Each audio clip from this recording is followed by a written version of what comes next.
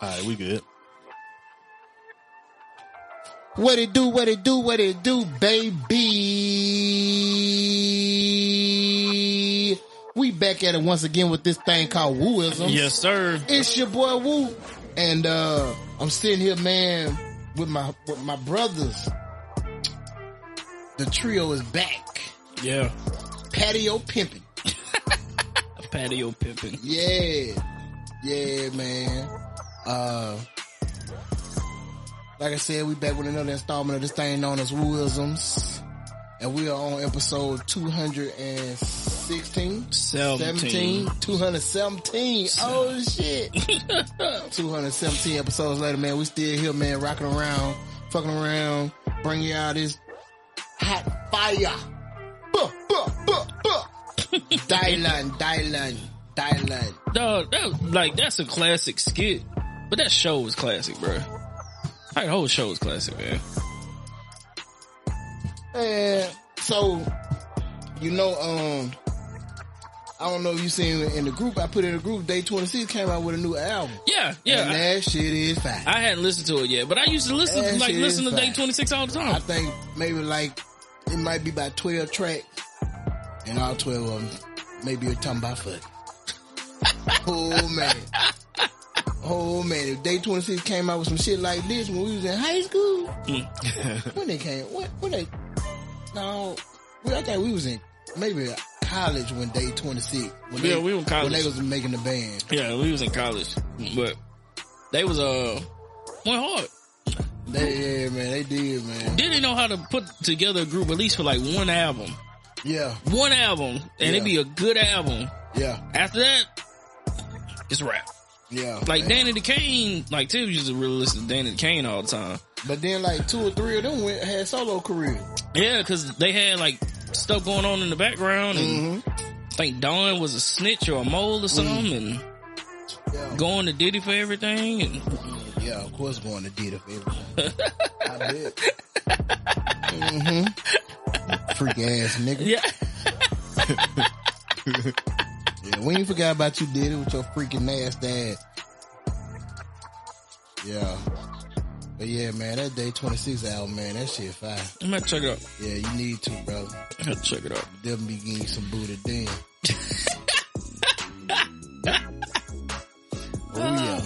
But yeah, man, you know, across from me, man, is my good brother, my good homie, man, my rich friend, everybody's favorite pastor, the Bishop Sean Don Warren, Joel Osteen, Pastor Kearney, John Grafe,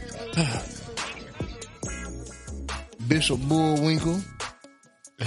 What's the pastor name that was in the Bronx, man, that faked his own the robbery? I don't know. I'm definitely not him. That's the one that was when he beefing with D.L. Hughley or something. Yeah. I don't remember his name. D.L. he called him out. Yeah. You know what I'm saying?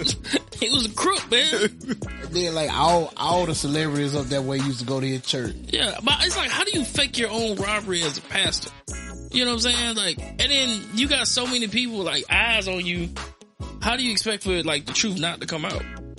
Yeah, that's crazy. And then what's the latest pastor that told the lady to shut up because she was... Oh, that's Keon Henderson. Yeah. But see, all right, so it's... Keon Hensley.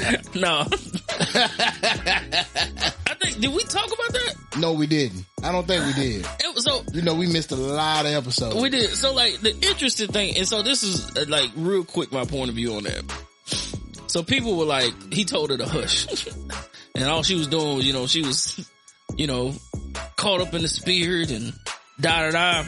But I guarantee, because his comments afterwards were like, basically like, you know when somebody's faking. Mm-hmm. Yeah. And every church got that one member that do too much. Andre.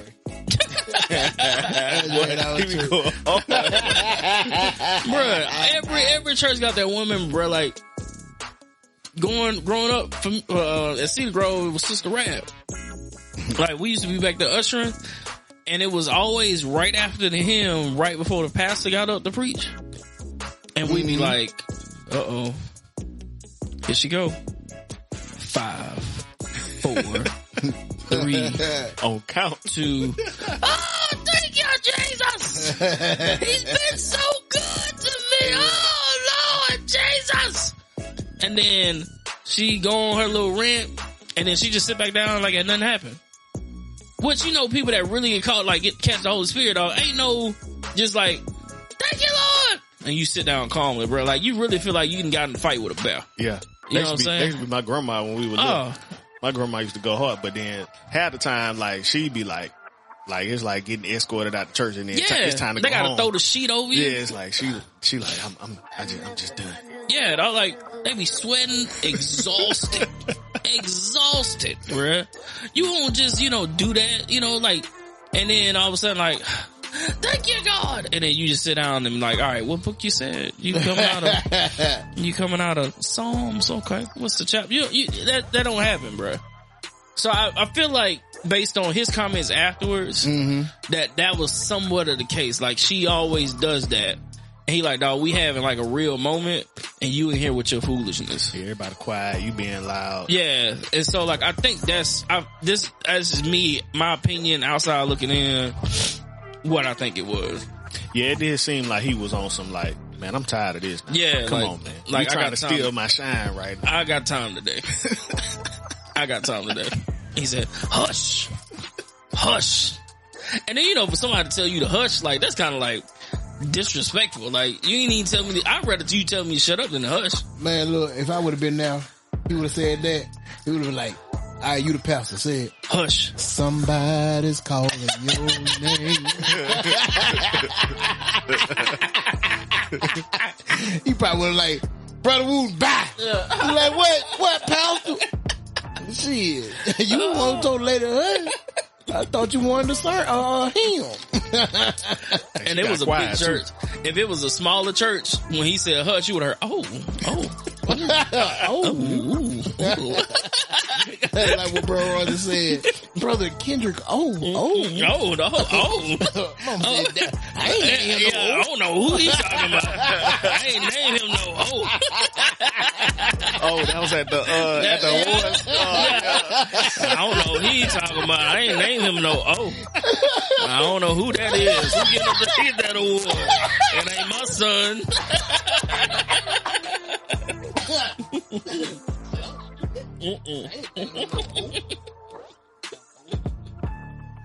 But that was funny.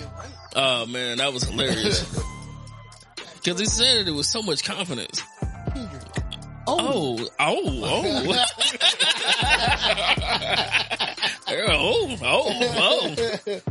Yeah, man. Damn, boy. Oh man, that's fun. Yeah, where we at, man?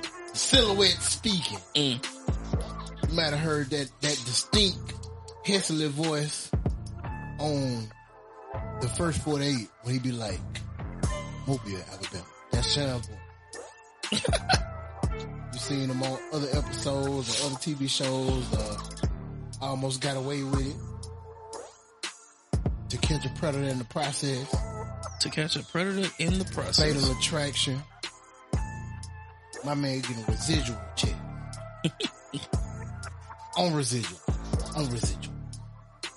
A house on 5 acres. A moat. My boy house so big, man. His backyard so huge. He got a whole carnival in the backyard. Look, man. You heard of Barnum and Bailey? It's Hess and Hess.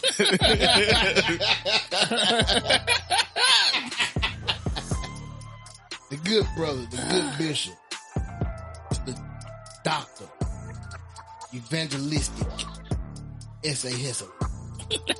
What's happening, man? What's up, good brother? How you feeling, man? I'm straight, brother. I'm straight, man. I'm straight, dog. Good, brother.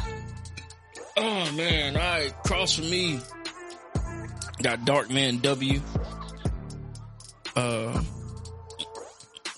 The hookah smoking, oil drinking, dread wearing, Rasta man, post office poppy, yeah, the runway walker. What? The runway walker. Yeah, the runway walker. the green tea shot popper. Yeah. You know? Serving green tea shots everywhere. Yeah. If we out and I don't get a green tea shot, it ain't a place we need to be. Yeah. Yeah, I really feel like if we go somewhere and you be like, hey, let's get green tea shots, and the bartender's like, I don't know how to do this, you be like, all right, let's go. Let's leave. We have to find somewhere else to go. We out. Yeah. We gotta find somewhere else to go. I'm sorry. We out. We ain't gonna be there. Yeah. It's not how it's gonna work. The neighborhood's favorite Q. The homie. The brother. Yes, sir. The friend. Hey. Kendrick. Oh. 100. 100. Wooten. What's good, bro? Man, everything is everything, good brother. Good, man. Good. Everything is everything, you know. Once again, we patio pimping. Yeah. Yeah, man. Feeling real good, real great. Awesome. You want to take this one? Yeah. All right, man. Look, this man, he went from slanging drugs. Oh. Slanging scooters. Mm-hmm. Back to slinging drugs. Yep. Slinging bikes and drugs. Yep. Fixing POS systems. And now he's training you up on all your Samsung electronic devices. Man. Specifically. In a white van. In the white van. Yep. Wave check. Hey. IT. AV. TNT. WXYNZ.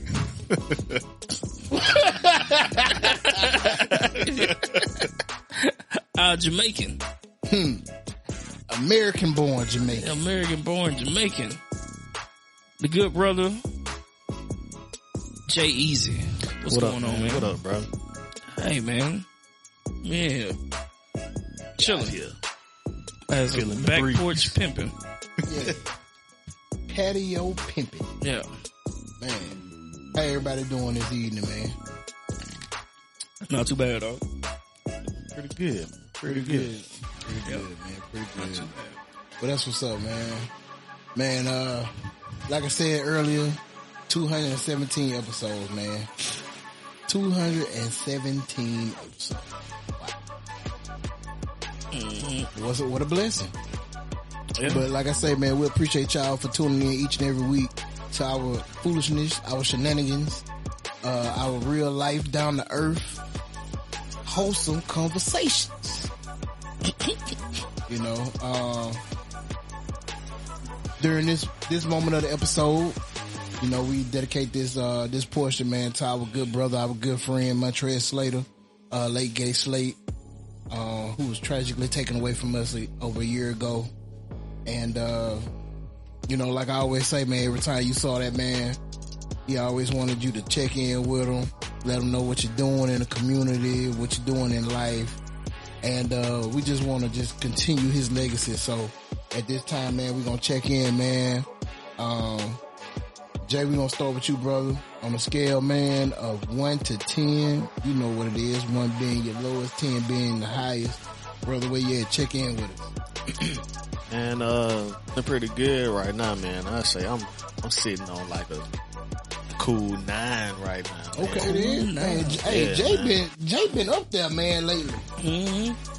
Yeah, Ain't man. nothing been bothering Jay lately, man. Jay been on a 9 or 10. I think one time his lowest might have been an 8 recently. Yeah, it's been a minute, man. Stuff been going good, man. It's been a lot of positive things happening, man. And like I was watching Marlon on Shay Shay. I heard about it. Man, I ain't watched it yet either. Man, he was spitting some gems on there, man. He was saying a whole lot. A lot of it was, you know, about God and stuff though. And man, it's just a lot of stuff through his story that you know kind of still resonated with me. You know, he was saying how, you know, they tried to take things from him. You know, some of those like movies and stuff, like the scary movies. You know, the studios was trying to take them, and well, they did take them, but it wasn't the same because it wasn't a Wayans production. and, you know, just a lot of different things like that. And, you know, he was just like, you know, God, you know, was holding him down, you know what I'm saying? And you can't do nothing to throw him off. So, you know, I'm feeling that for real, man. I done came through some struggles, man, and people trying to, you know, take things, you know, in a way, and through it all, man, I done still came out clean and, you know, getting things together on my own. So it's feeling good, bro. That's good, bro. That's good, man. Yeah, Marlon did like, I was checking the other day, I think he was at like 3 million already, 3 million views. Bro, I've seen him do stand up twice in the last 2 years. Dude, hilarious. Yeah, man. Hilarious. But he be dropping gems in his stand up too. Mm-hmm. You know what I'm saying? I think he just all around good dude. When you think about that family in general though, tough. Yeah. Mm-hmm. Tough, bro. Yeah. You know what Keenan did to set them up? And he set them up for generations. Man, Yeah. it's awesome. Man, to have a family member like that though, man, to just have a vision. Not just for himself, man, but for his whole family, bro. Like, man, you don't see that. Mm-mm. Like, that's rare. Yeah. That's rare.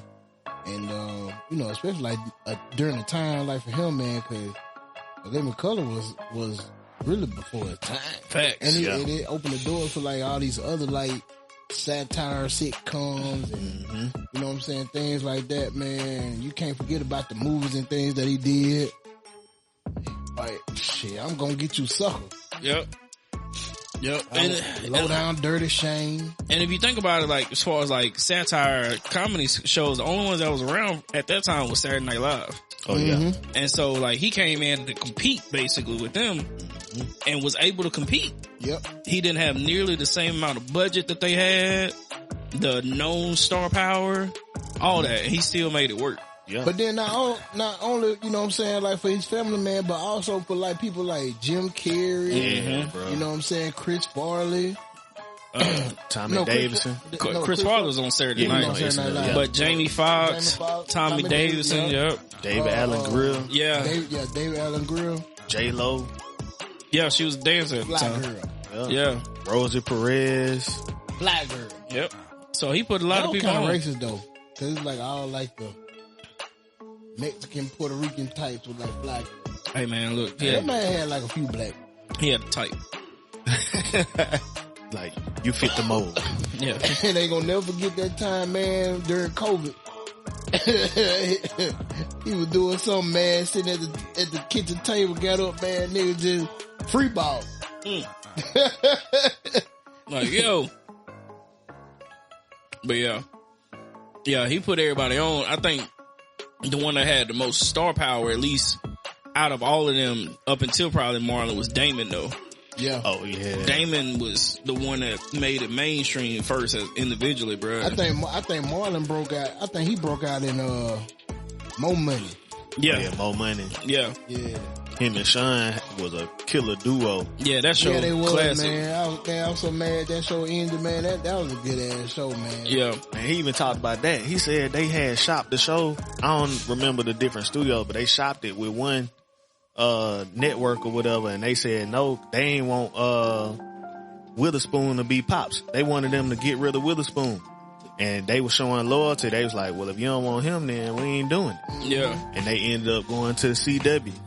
Yeah. And, you know, Hey, man. history. Man, Pops with them white shoes. Bro. Oh, man. Get it, Pop. Get it, Pop. Get it, Pop. Get it, Pop. Get it, Pop. Now Yeah. stop. Get it, Pop. Yeah, the whole bang, bang, bang, bang. Boy, you remember that one episode he did? He was like, they did, he was with his group and they was performing My Love Go Bang Bang Oh, Bang. yeah. He had the wig on and everything. Yeah, and my love go bang, bang, bang. You better run, sweet little thing. Man, that was a good ass show, man. Yeah. White Mike.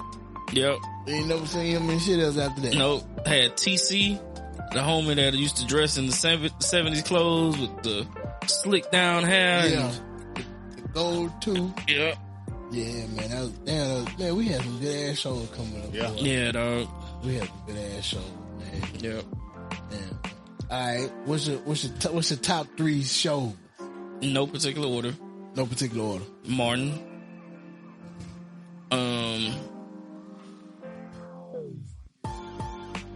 Man, dang. Martin, Fresh Prince. I don't know, it's a toss up because I used to watch, I watched the Wayans a lot. But I used to watch like Family Matters and stuff too. But I feel like even though Family Matters is a black family, it wasn't a black show. I'll let you go 5. Okay. Top 5. So Martin, Fresh Prince, Wayans Brothers, Family Matters, and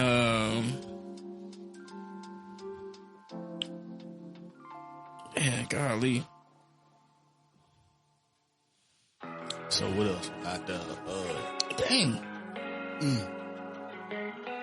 I don't know, man. Like it's a lot of them though. Like like underrated. I feel like Parenthood. I was thinking of Parenthood. Parenthood was an underrated one. In the House was pretty good. In the House, in the House. Yeah, you two one man. Yeah, In the House. I didn't like Moesha. I feel like Moesha was spoiled. What else was coming on UPN though? Oh man, UPN. Yeah, UPN was the channel. Yeah, it was the Black Network. Hey man, I don't know. It was a lot. Living Single, even though that's like a women's show, in my top 5. Yeah, Living Single was good. Yeah, definitely in my top 5. Man, who was your favorite character on Living Single? Like that I liked or that I could be with.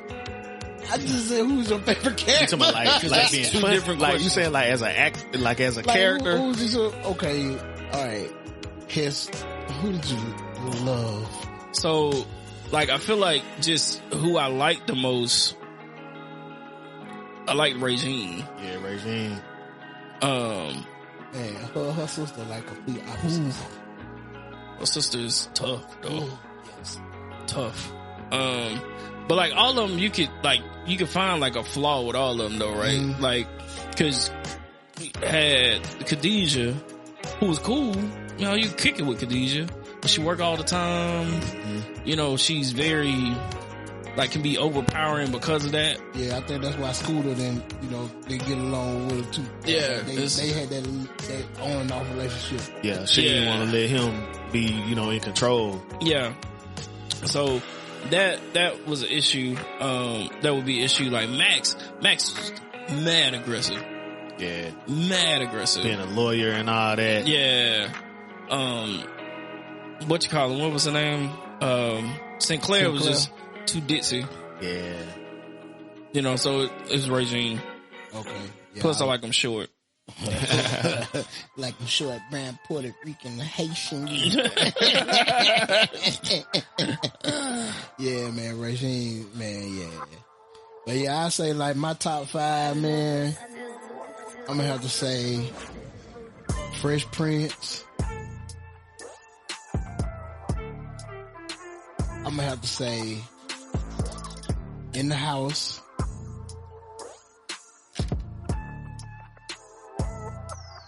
I'm gonna say Martin. I'm gonna say Jamie Foxx Show. Yup, that would have been one. And then I'm gonna throw one in there.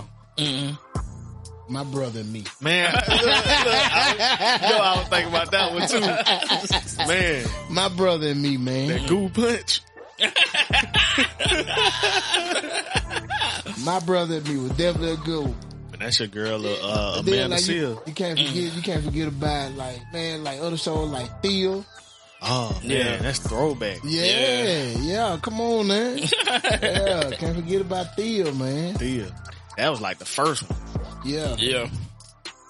Then they start, you know what I'm saying? Like they start having the shows like one-on-one. Yeah. Of course, like the Parenthood, man. I was so in love with with the daughter on Parenthood. Oh man. Yeah, she was on the show. What was that? Queen Sugar. She was on that. Man, I never did watch Queen Sugar. It's fire. It's fine. I watched. It took me like 2 weeks to watch the whole thing. Oh wow. Yeah, because it was just that good. Oh man.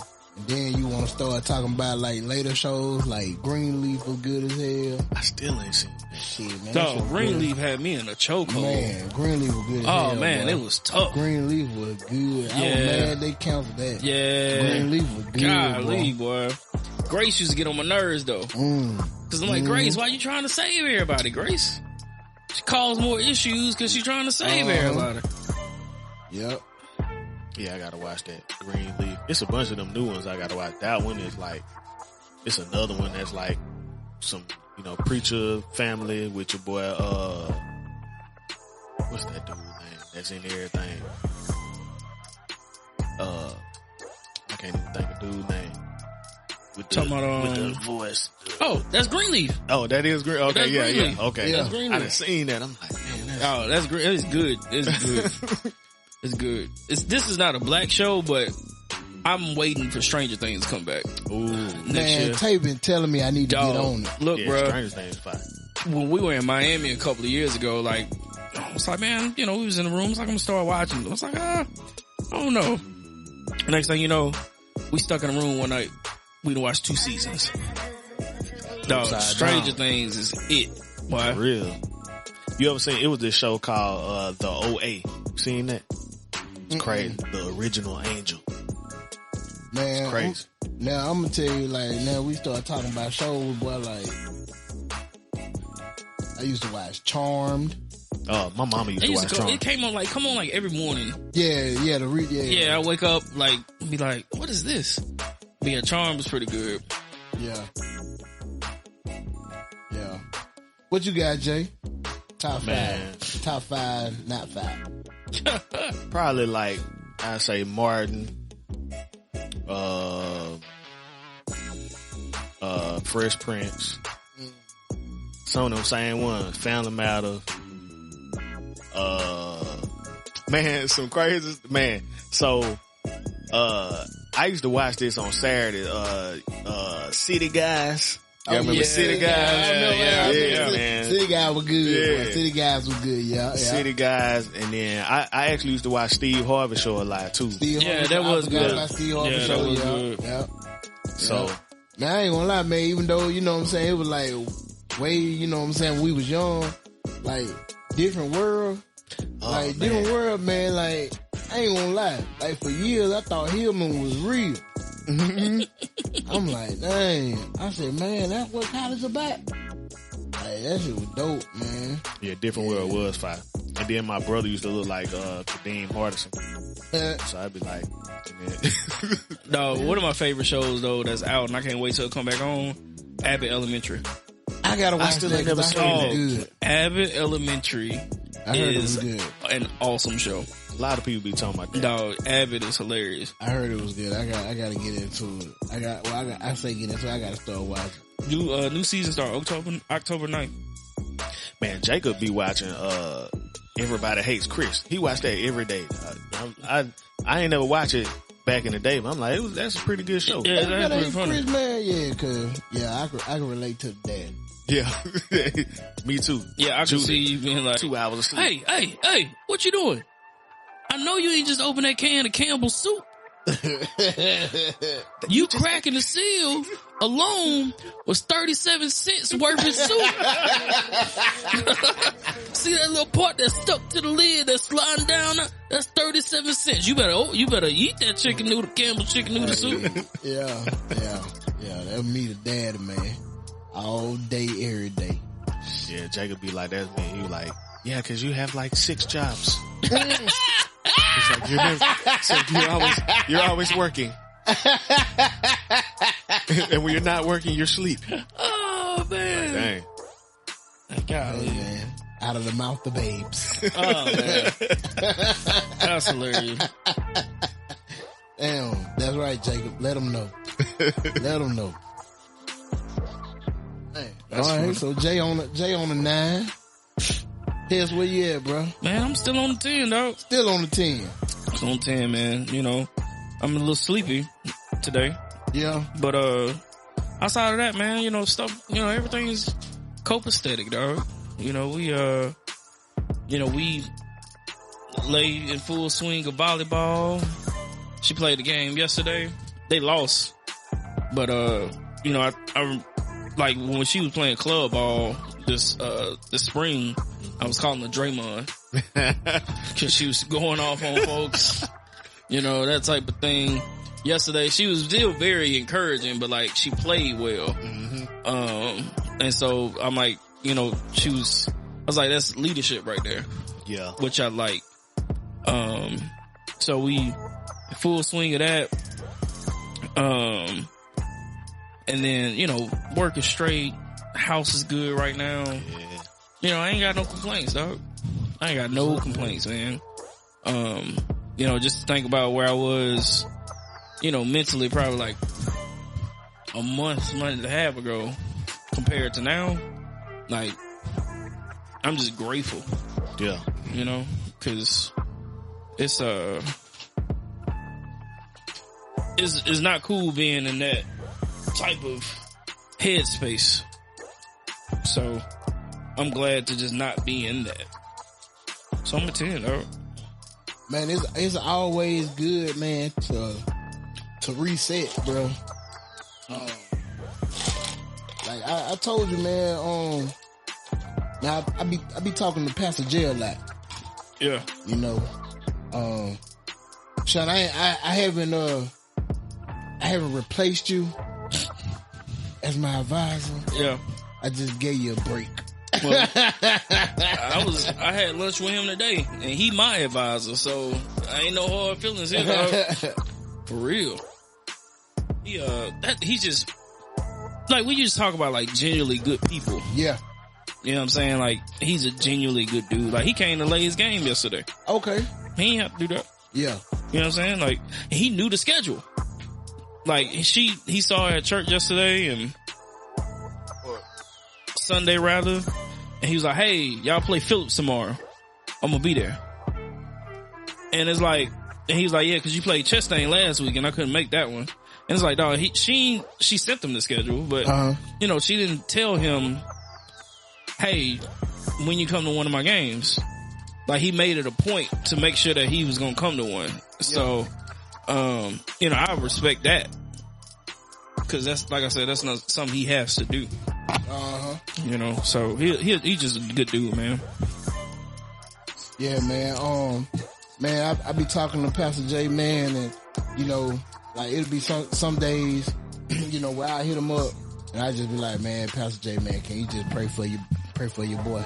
Mm-hmm. And he'll just be like, Deacon Wu, what's going on? Mm-hmm. I let him know, man, he just, let the conversation flow, ask questions, provide, his feedback and stuff like that, man. And, but, it also makes me feel good too, man, because, like, I can go to him to talk about, spiritual stuff. Mm-hmm. And he'll mention, like, he'll say, well, I look up to you and Sean, and look at y'all as brothers, and I admire what y'all doing with y'all family and y'all kids. And that made me feel good too, man. Mm-hmm. Because it's like, y'all know me, man, like, it's crazy. We don't talk about love languages, and my love language is words of affirmation, but, like, I don't understand how words of affirmation is my love language, but I don't do stuff, to get affirmed or confirmation or things like that. And, just to have him to notice the things that we do, like, that makes me feel good too. Makes me feel like I'm doing the right thing, where other people see it and wanna, follow suit and do as such. Yeah. So, and, one of the conversations we was talking, and I was just, telling, I was just going through so much, and I just don't know or don't have the time, like, just for myself, like, mm-hmm. I don't have that me time like I should have it. He's just like, well, you thought about just taking a trip by yourself or just doing something by yourself. Like, I was like, yeah, I think about it, but I just don't have the time to do it. Right. But, like, I said all that to say, like, you know, I see it with you, you know, ever since you got back from, you know what I'm saying, your trip, man, you know, you said, you know, you've been performing at work, you've been feeling good, feeling great, you know, so I think it's time for me to get that reset. Hey, dog, look, I didn't realize how much I needed it until I got it. Well, I knew I needed it because, like, I was running on fumes. Yeah. Mentally, I was running on fumes. But, like, when I got back to work that next day, I'm talking about, like, it was just seamless, bro. I was on. Like, stuff that had to be done at the house, I've been on it. And it's just, it's not like I said, all right, man, when I get back, I'm going to get on it. It just happened. Like, my body and my mind was like, all right, now we can gear up and do what we need to do, you know, to be who we need to be for everybody else. So it's like, we can't, so we have to take that time, man. Like, I was like, I'll never go that long again without a break. Cause I know what it feels like to not have it now. Exactly, man. And I always just think back, like, just, you know, think back and look at my dad, man. Like, my dad just, well, in my eyes, it's like he just never took the time out, man, and just, for him. But, and it's twofold. Cause when I look at it, it's like he did things that he wanted to do that was fun for him. Being an old dude. Yeah. Like, being out in the yard, man, at 3 o'clock in the afternoon or 4 o'clock, I get out the bus, this dude out there pulling out his stuff to clean up the car. Be out there all day, man. Then have Kendall drive him to Chuckles to go get a sack of damn Chuckle burgers and hot fries. Man, that white Cherokee used to be clean, boy. Man, all the time, boy. Man, look, hey, I felt like I was riding in luxury when I would drive it to the school. Like, man, you better not park my shit around everybody. You park it off. They better not scratch my shit. I come there and kick all their ass. Like, Dad, you can't do that. Shit, I'm JB Hitman.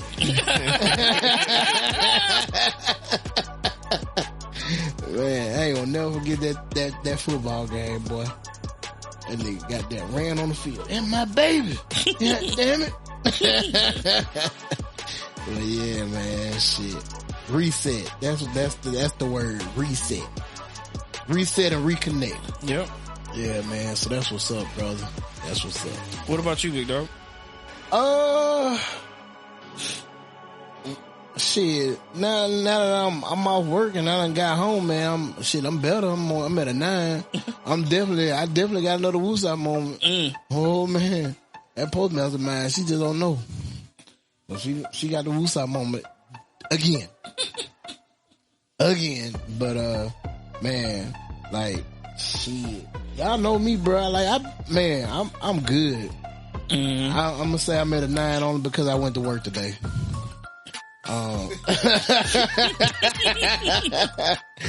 Man, I mean, I'm blessed that I got a job, but every day I be thinking it's the day the last day. Day the last day.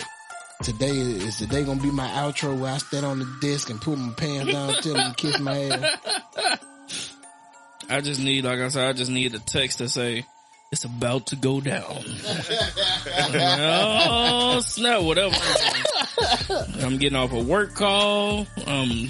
When I'm talking to a customer, hey, excuse me, sir. I gotta go to the car for a minute. I'll be right back.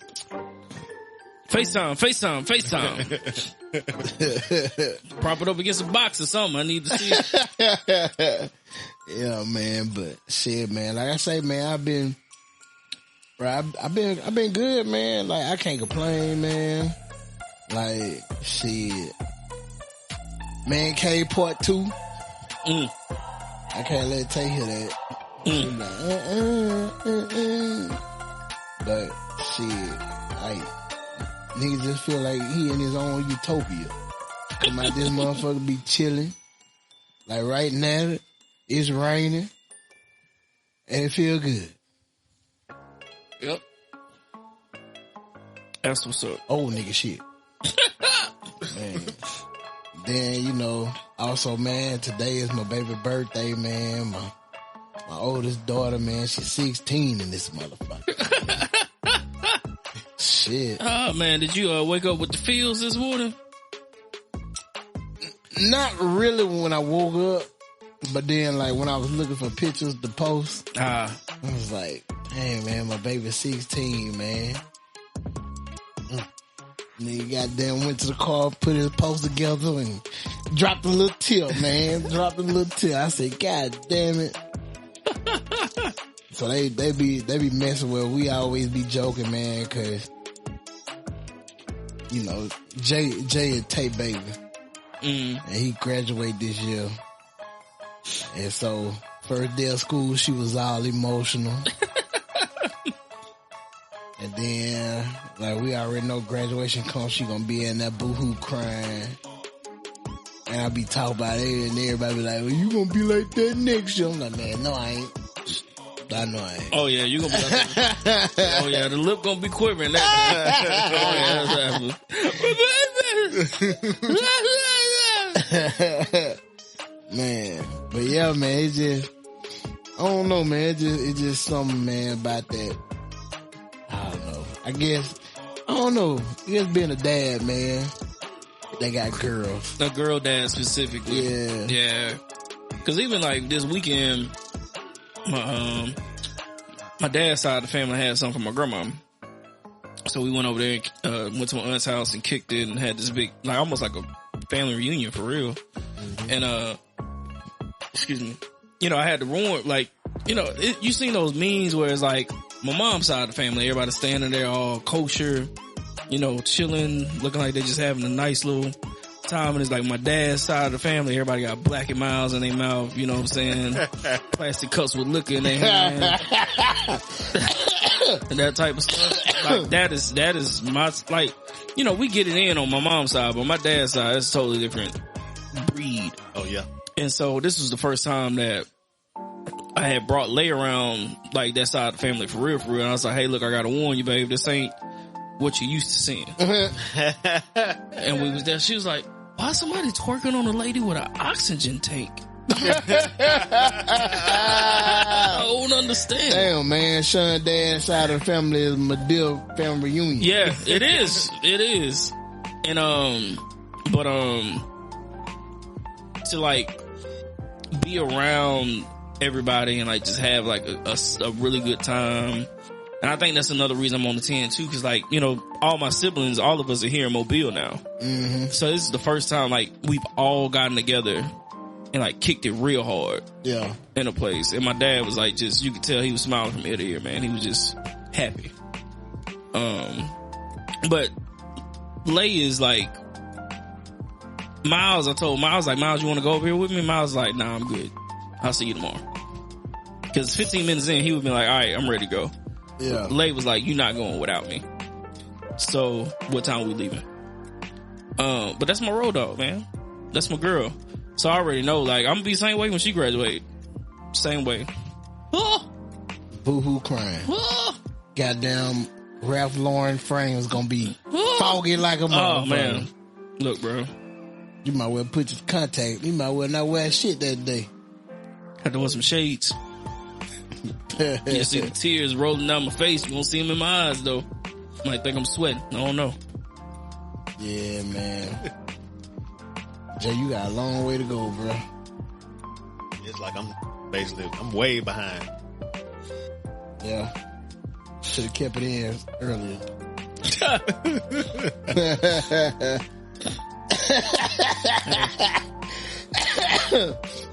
But yeah, man. So yeah, I'm on the 9, man.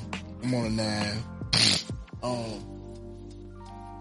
Shoot, I guess, you know, before we go into the happier side of the podcast, man, you know, it's been a couple losses, you know, that happened over the last week or so. Man, the weekend for real, man, was rough. Yeah, man.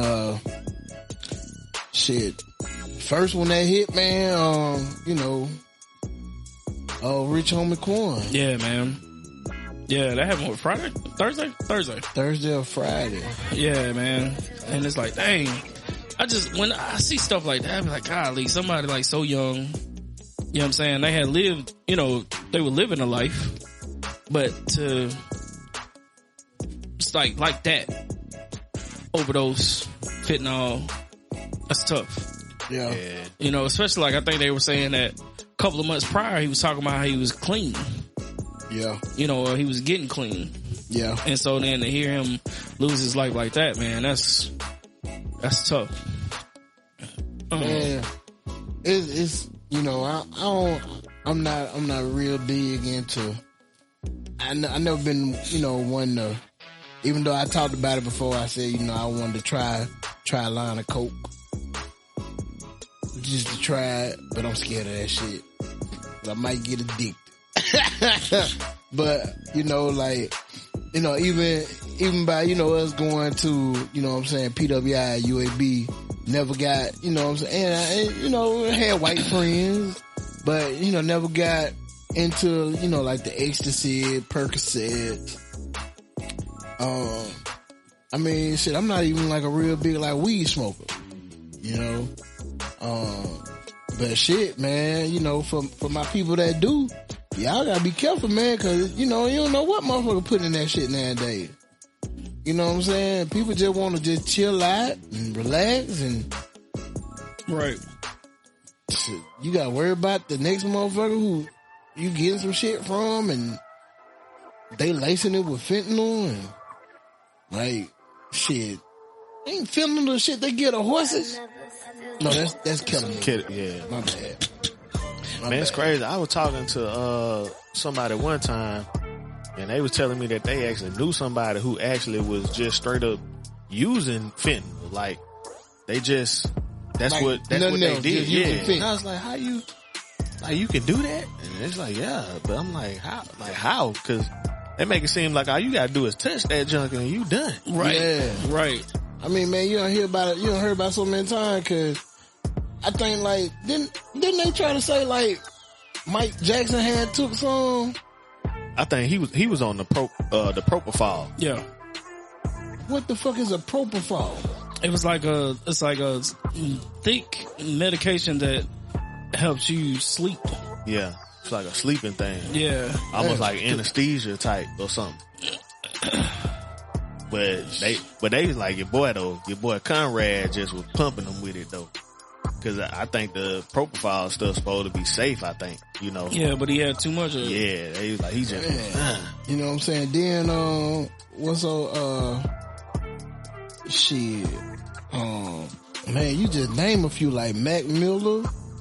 Man. Talented. And then shit, like even, before Rich Homie Quan, like a few weeks ago, man, it was, Matthew Perry. Oh yeah. Man, yeah, from Friends. Yeah. Yeah. Then you had your boy, no, I ain't never watch it. I think my, somebody around used to watch it, but I ain't never get into that. Yeah, me neither. They said it was the bootleg Living Single. Yeah. Yeah. You know I heard that a lot too, which I mean, like, you could look at the setup, it was kind of like the same. Yeah. The group of girls and the group of dudes, they life or whatever, living in the same area. But yeah, your boy, Michael K. Williams. Yep. Mm-hmm. That was crazy too, bro, cause he had a great career. And then, Omar Cumming. Yeah.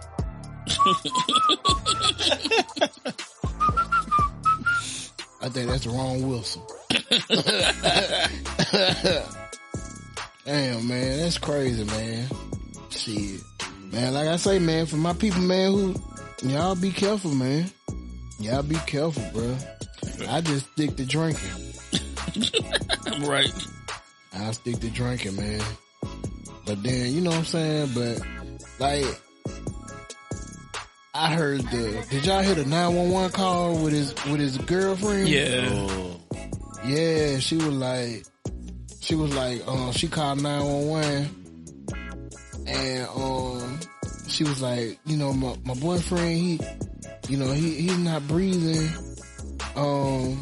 She said, I went to take my kids to school and put a blanket over them and left them on the couch. And like hours later, she was like, he still wasn't breathing. Or he wasn't moving, so that's what made her go over there and check him. And the damn 911 operator was like, well, do you got a defibrillator? Hey, who the fuck keeps a defibrillator in the house? Right. Like, that's like the weirdest shit ever. Like, yeah, hey, yeah, you know what I do? Let me go get it from under you know the what? sun. It's right there by the fire extinguisher. Yeah. And, but then, like, I saw today, on Instagram, they said that his brother has found him, like, on the floor in the kitchen about 3 a.m. that morning with food in his mouth. So he picked him up and put him on the couch. Dang. Yeah. No, bro. You know what I'm saying? Like,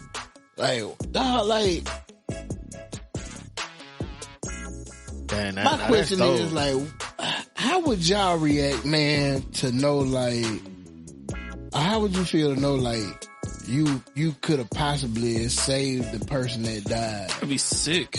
Yeah, bro. I'd be sick. Or, like, to be the one to find the person like that. Sick, bro. Like, couldn't imagine, like, walking in and be like, whoa, my boy, you know what I'm saying? Like, Yeah. you know what I'm saying? We go on a fellowship and then, like, excuse me, my boy, I thought he was just sleeping off of, you know, a rough night. Man. Well, I'm telling you, man, like, we laugh about it now. But shit, that's how I felt, man, when I had them edibles in Houston. Cause the whole time I'm back that bitch thing, I'm like, man, what if I die? How they gonna get my body back to Alabama? We would have got it back. Shit. I wouldn't have left Texas until it was on the way back. Well, thank you, brother. Yeah. It's gonna take how long to get back? All right, I'll call in to work. I'm not going back until he get back. Man, but that shit, man, like, that's crazy. Mm-hmm. Like, that's crazy, man. But then, like,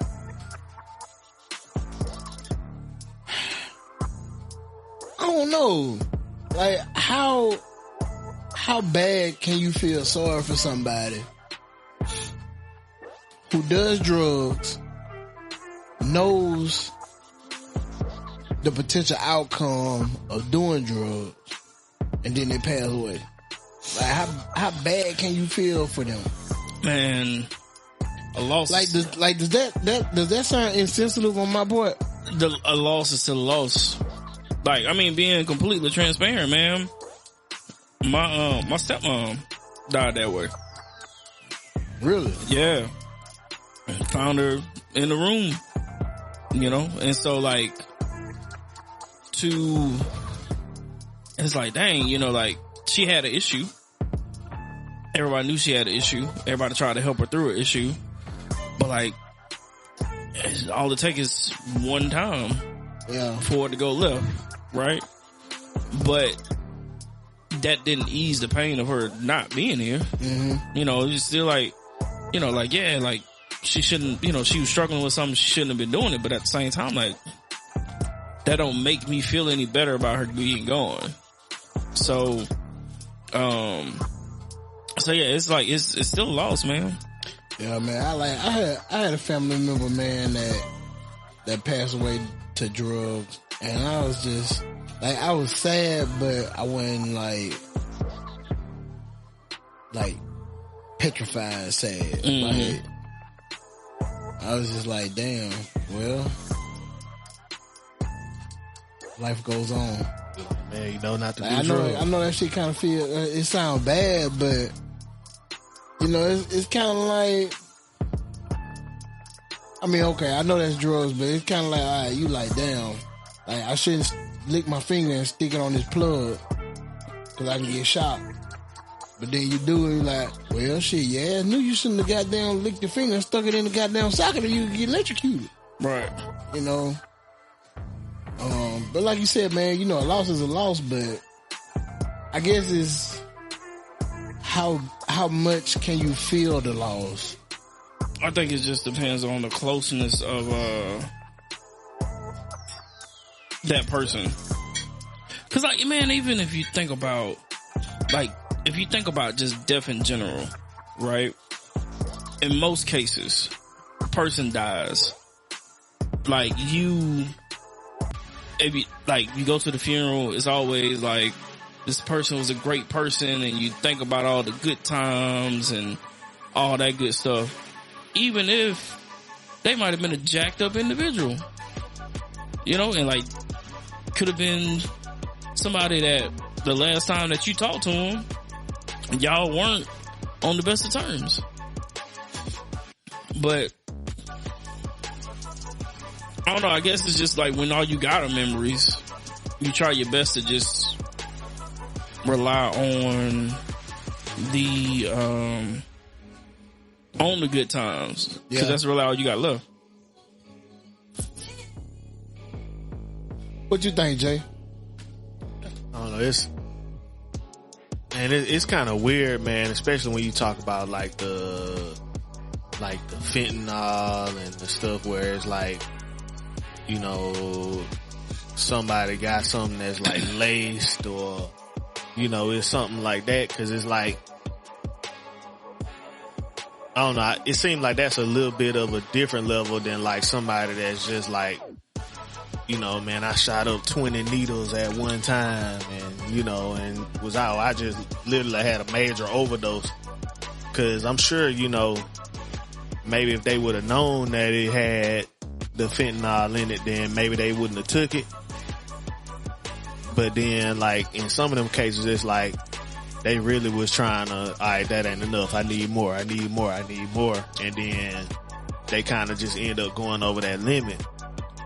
But man, that's honestly, like I said, why I don't mess with like pills and, what I'm saying, all that type of, like the manufactured type stuff.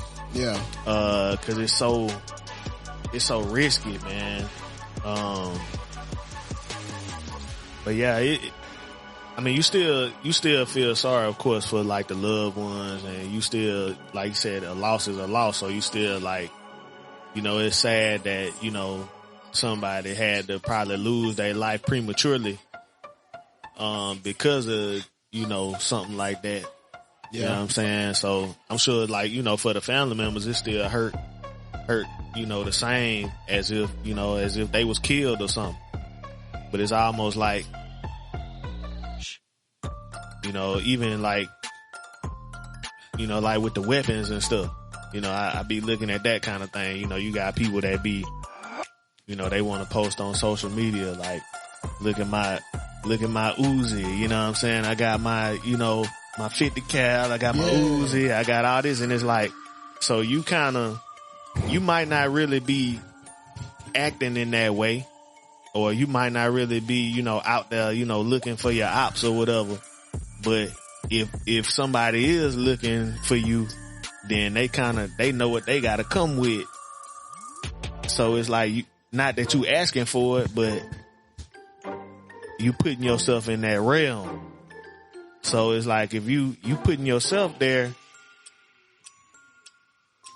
like, you in the military, so I know you got, weapons and, different things like that, but you ain't like all out on social media, like, oh, look at, you know what I'm saying? Like, all that, you know what I'm saying? That's just be crazy to me, bro. I kind of did pose with a few weapons, but what, like in uniform and stuff? Shh. I mean,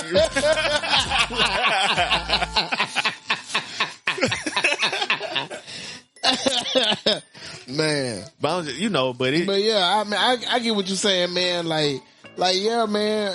Like, I get exactly what you're saying. Like, it be these little dudes, man, that be, they be on social media, be posting, man, like they the pistol with the switches on it. Mm-hmm. And then like they'll have like they little 20s and 10s and 5s be spread out across their arm and stuff like that. It's like you kind of like welcoming it. You know what I mean? And then, you know, when something tragically happens, you know, it's a sad situation, you know, but damn, like, that's crazy in itself. Cause you think about the celebrities, man, like, you know, what happened to Pop Smoke. Yeah. Or what happened to PNB Rock. Mm-hmm. You know what I mean?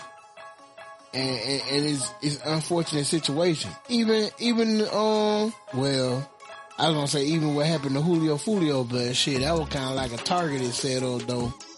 Yeah, but you know, he was making songs on folks' graves and stuff. Like them boys, them, man, look, I went down a rabbit hole one day and was like, cause I wanted to know where the beef started between him and Young and Ace. Mm-hmm. So I went through a whole rabbit hole of when it started, and you know what I'm saying? Like, this dude from one gang was killed, and then they retaliate on somebody else, and then, man, like, Julio Fulio flipped the damn Fantasia song and was at old buddy grave.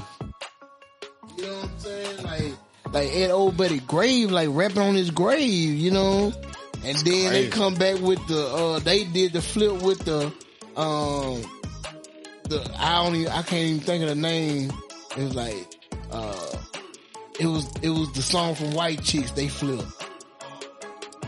Oh yeah, I think I know what you're talking about. But they was like on the golf course. Yeah. Like, who I smoke. Man, like, that's crazy. That's another thing too, man. Like, these young kids, man, like, they throw a lot of shit in their raps.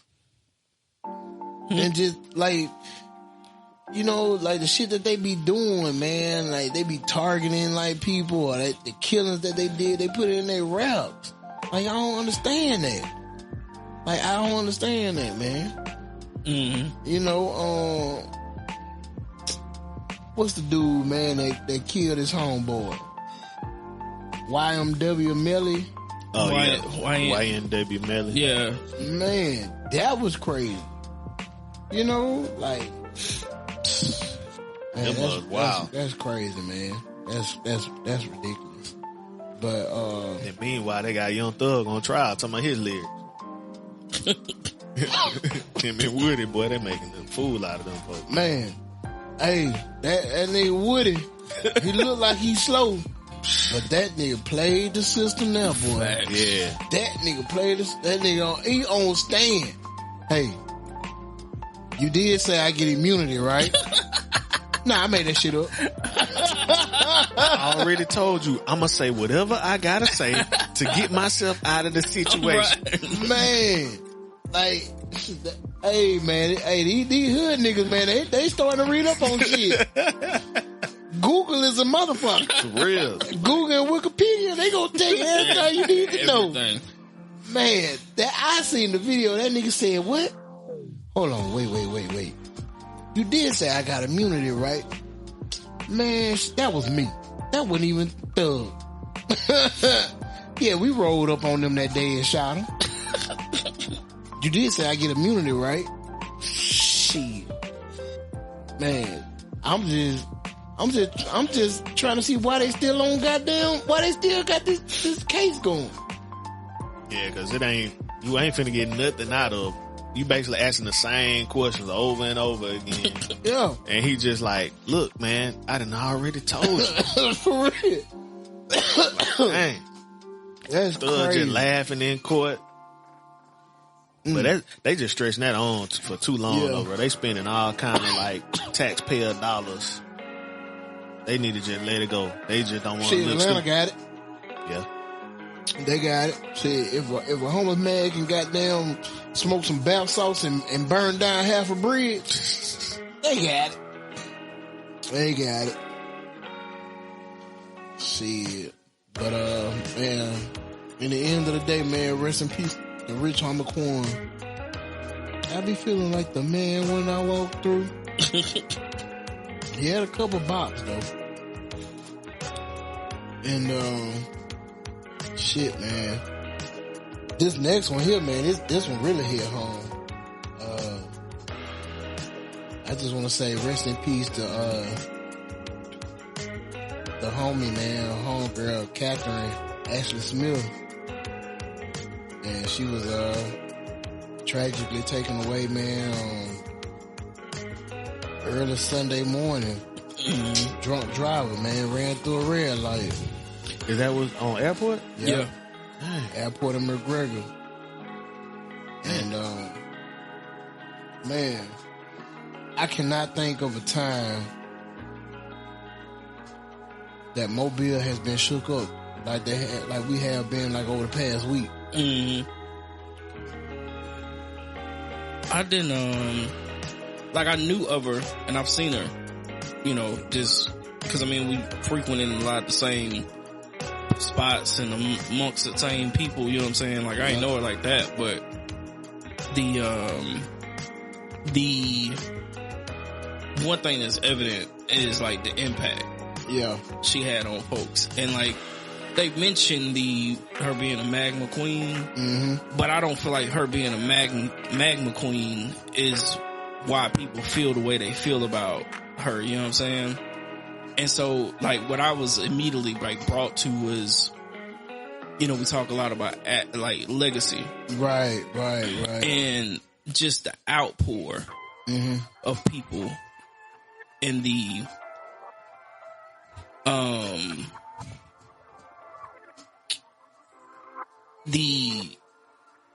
heartbrokenness that the majority of the city has felt from her loss is something to behold for real. It is. And it's so like to see like it's like that's the type of impact like you want to have on people, right? Like it was not about, man, she did, you know, like she was, you know, she was held this high position, you know, she was amongst this group, whatever. Everybody talked about her smile, how she made them feel, that type of thing. And it was so many people that were just outpouring, you know, just, and so that alone, even without really knowing her for real, showed me like what type of person she was. Yeah. Jay, was you in Culturama? Nah.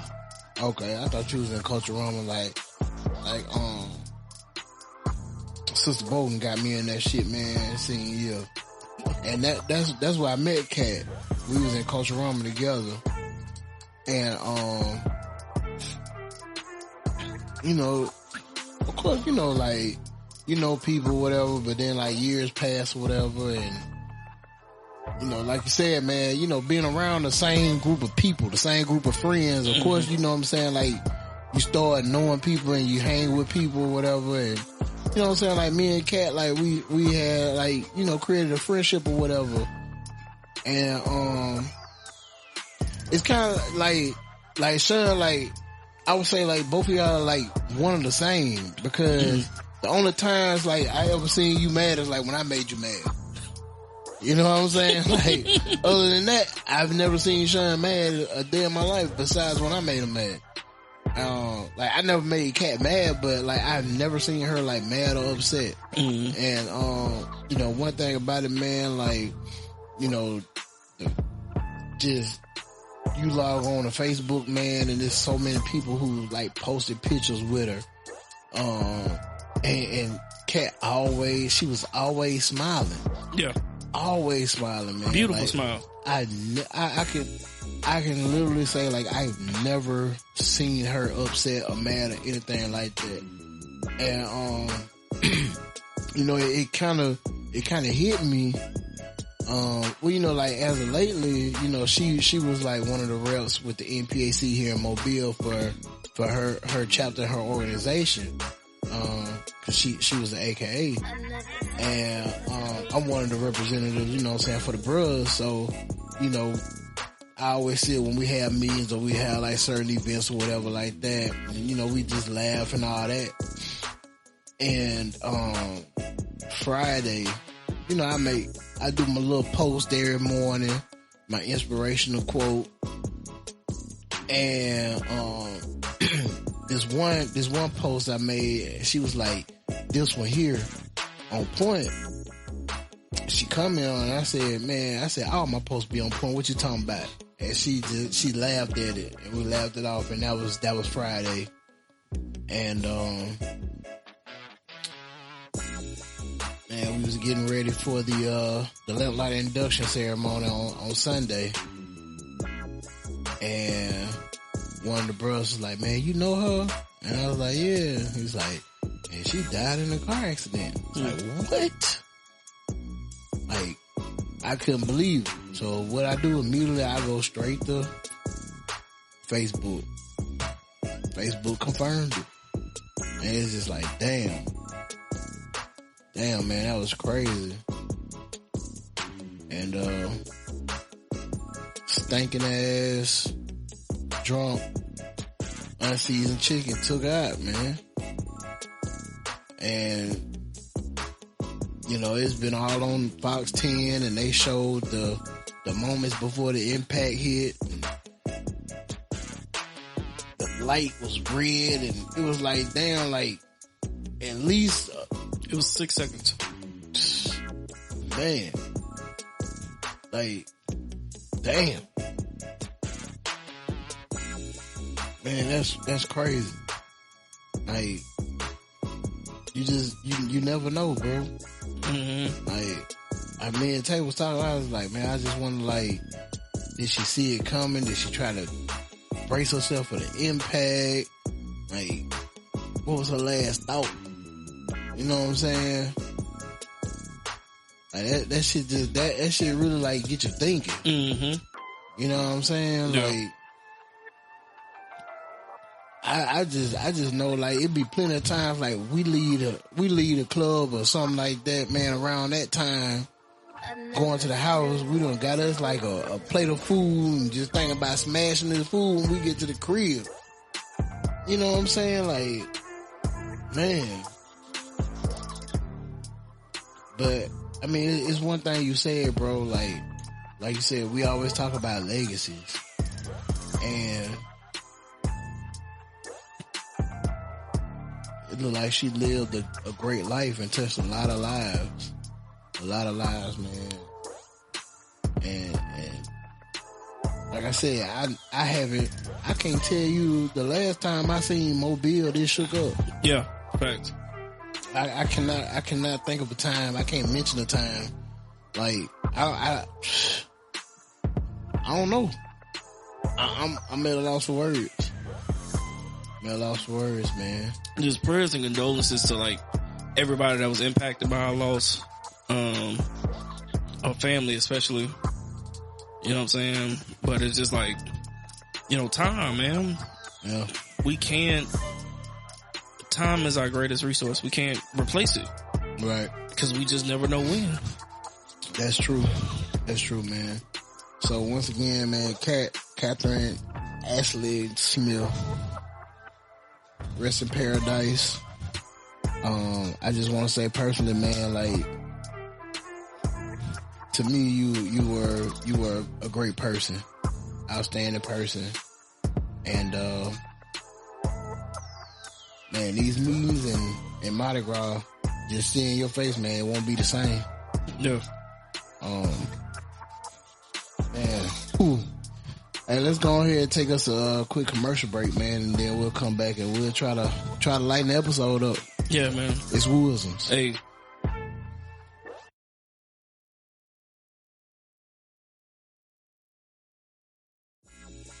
This your boy Big Hess, man, and you locked into Wooisms on Contentville, powered by Inspire You On Air, the information station.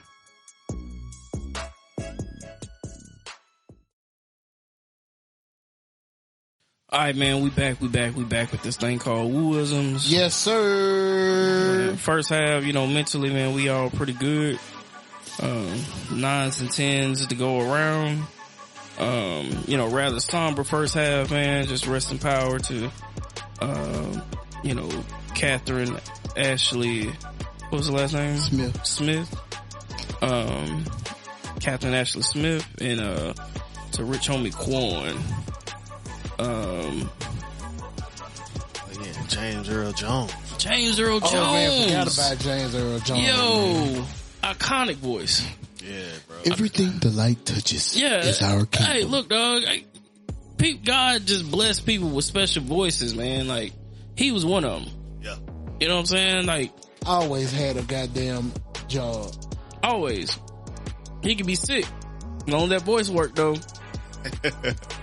He was good, man. Darth Vader, Luke, I am your father. Man, I was like a grown man when I found out that he was the voice. Oh, yeah. I feel like I knew a long time ago. Man. I didn't know he was Luke Skywalker yet until like I was older. I was like, what? Yeah. Everybody knew he was Mufasa. Oh, yeah. You know. Yeah, he played Mufasa. Simba. Hey, Dad. Right. Dad, get up. Get up. King Joffa. Jaffe Joffa. Yeah. Look, man. My son works?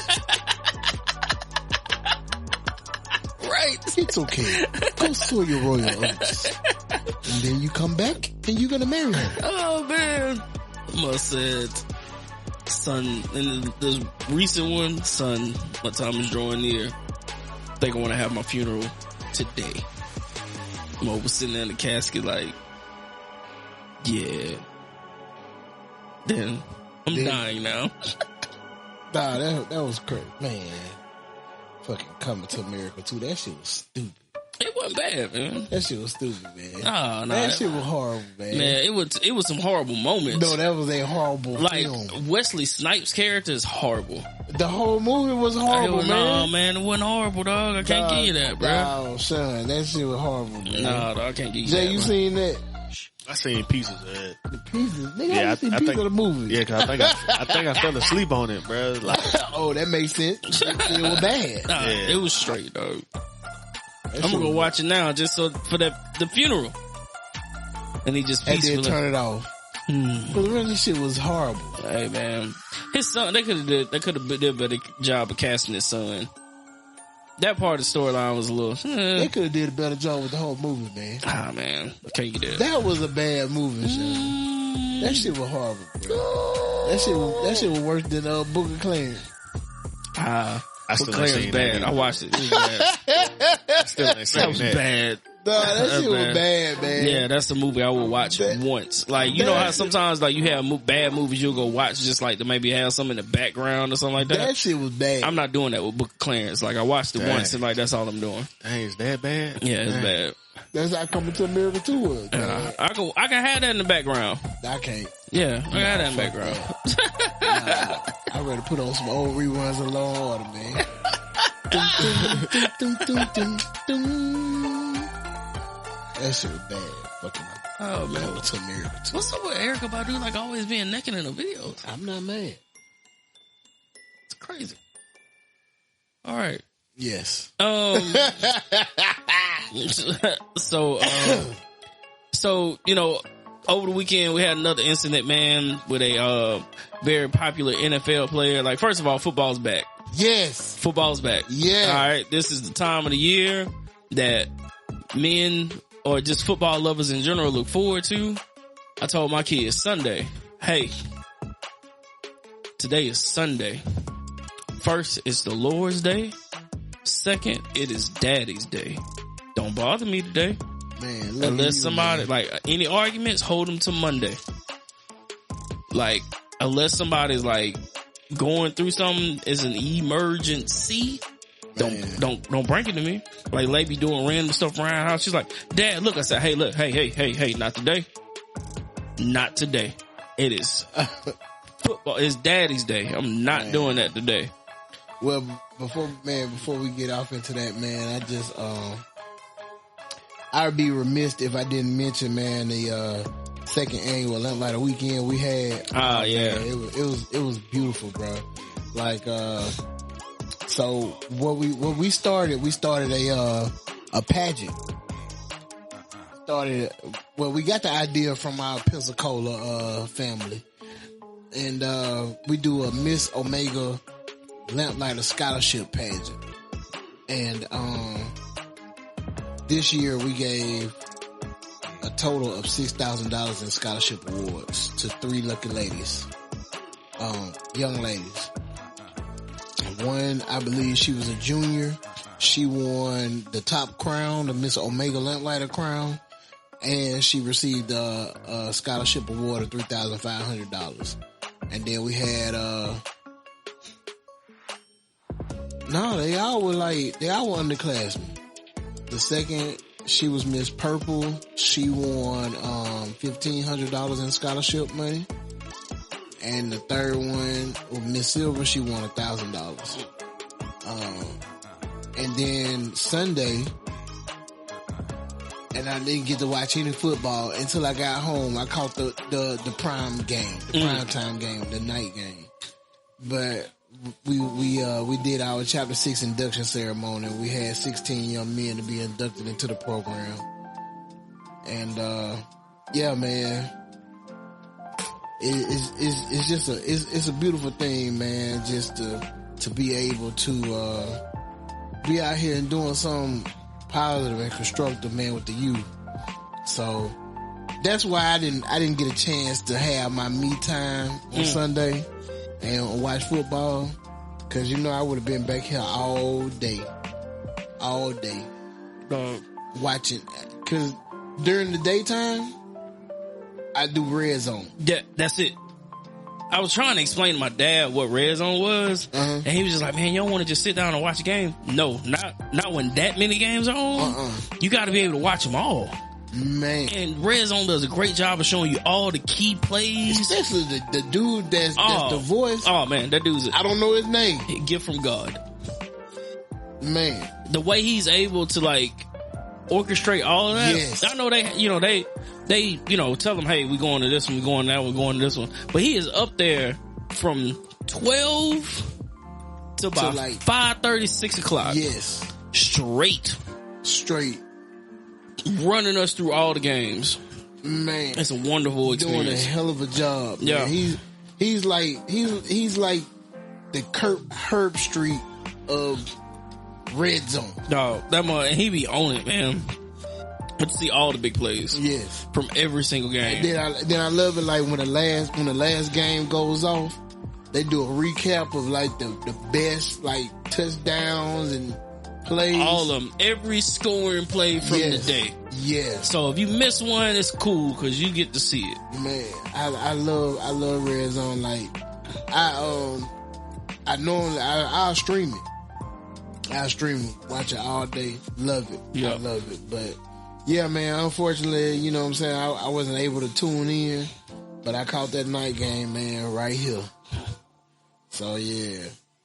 But it was at one point in the early window, towards the end, they call, so when like 2:30, 3 o'clock hit right before, like at the end of the early game, call that the witching hour. Yeah. Now we're tuning into the witching hour. Dog, it was like 6 games. Something was happening in every single game. And it was just like boom, boom, boom, boom, boom, boom, boom, boom, boom, boom, boom, boom. I was like, yes. Football's back! Man, see, that's a good thing too, especially like, man, I think I'm in like 9 fantasy leagues. Me too, man. I tell myself every year, like, I'm a simmer down. Can't do it. Can't do it, especially the way T has stuff set up. Yeah. It's like, man, all right. I think with his league, dog, I mean, including yours. Well, we not up under technically. Yeah. So excluding yours is 9. Yeah. Including yours and another one, I'm in 11. Okay. So y'all, man, like, I'm in 6 with T. Then mine makes 7. And then the chapter, we got 8. And then another bruh. I'm in 9 leagues. Hey, man, we got a problem. Yeah. But it's like, shoot. You win one league. Like last year, I won 1. I came in 2nd place in 1. Then I won 1 on the outside. So I was like, shit. Yeah, cause I mean, like, I didn't even win the league, but I basically made all my money back. Mm-hmm. You know, like, so I'm like, yeah, put me in more leagues. But yeah, Jay, you gotta get into that fantasy, man. Yeah, man, I ain't into the No, dog. So you say T got a whole, so he like commissioner and he got like 10 different leagues? Yeah, he got more than that. He got like a conglomerate of leagues, bro. And he's like manages all of it. You ought to see him at his laptop. He got like Excel spreadsheets, all kinds of stuff, bro. Multiple, he got tabs open. I don't even understand how he manages. He does though. Yeah. But Football, baby. football's back. But prior to the early game starting, there was an incident where star wide receiver Tyreek Hill of the Miami Dolphins was detained. They made sure to say detained by police. Cause I was like, dang, he got arrested like before the game? How's he playing if he got arrested? No, he got detained, which means they handcuffed him, but they let him go. Yeah, they did more than handcuff. Oh yeah, they did more than handcuff him. So once the initial video before the body cam came out, people were like showing him like face down on the pavement, handcuffed. And like you can see the stadium in the background. Like he around the corner from the stadium, bro. You can see the stadium in the background. And so I was like, man, what happened? And then the body cam footage came out yesterday. Man, the whole incident itself, could it have possibly been avoided? Yes, but those cops were I was on some more stuff, man. Well, it was like some seatbelt jump. So he got pulled over for a traffic violation. I still don't know what the traffic violation is. He in his Lambo, sick Lambo, by the way. All black. Windows tinted black, sick. And so they pull him over, asking for his license, you know, and this and that. And then he lets the window up. I said, hey, let the window down. And so it took him a minute to let the window down. He started knocking on the window, and then he kind of cracks it. And I think that's at that point he was calling his agent, which is probably why he let the window down up. And then they lost it. They just went in, pulled him out the car, threw him on the ground, handcuffed him. He on the phone with his agent. Hey, I'm getting arrested, Drew. I'm getting arrested. Pick him up, handcuff. You know, tell him to sit down. He's like, hey man, you know, give me a second. I had knee surgery last year. They like push him down to make him sit down. He's like, dog. And he's so Georgia. Hey, wait a minute, twin? Hey, twin? Hold on, twin. Why you gotta do that, twin? I had surgery on my knee last year, twin. Oh, buddy said, you gonna have surgery on your ear? Yeah. Fucking with me. That what police told. Yeah, man. That dude one of them was like really out of line. And then what made it worse too is like, so that's going on. And then other Dolphins players are pulling up like, hey, what's going on? They start getting rowdy with them. Give me your license. Move your car. Da da da. And they like, dog, that's Tyreek Hill. What are you doing? Like, you know who he is. What are you doing? They handcuff Calais Campbell. You know, which, man, if you think about it, like, Calais Campbell is probably one of the largest human beings in the NFL. Yeah. He's 6'8", 300-some pounds. Huge. Big. Huge. And if you think about it, in most instances, bro, like, somebody that big approaching the police trying to figure out what's going on, they get shot. You know what I'm saying? But they handcuffed him. And so it was this huge ordeal, and then eventually, you know, they let him go. But, you know, like, he was like, in the press conference, he's like, look, man, you know, I ain't gonna talk about too much, but he's like, man, what if I wasn't me? What if I wasn't Tyreek Hill? What happens? I might get shot. Might be not ended with him being alive and going to play a football game right after. He had a good game too, scored a touchdown. Damn good game. Yeah, all kinds of stuff. Helped me win a bit. Damn good game. And so, I guess it just takes us back to this whole police brutality conversation, because we see it in living color, bro. Like, one of the cops was very aggressive, unnecessarily aggressive, I feel like. And just wanted to like almost like abuse his power of being a cop. And was rough, like some of it was unnecessary. Now I know you have another side of another viewpoint of it. Mm-hmm. So share your point of view. I mean, like, so, dog, like my viewpoint is this, right? And I speak from my personal experience, which happened, probably a month ago? Mm-hmm. This was like a month ago. A month ago, I was on my way to work. You know, and y'all know me. I mean, I keep me a blacked out car. I'm talking about tint, black car, black rim. You know what I'm saying? Like, that's me. Like, I love me a black car. I was on my way to work one morning, and probably less than 10 minutes from the job, I was going one way, police was going the other way.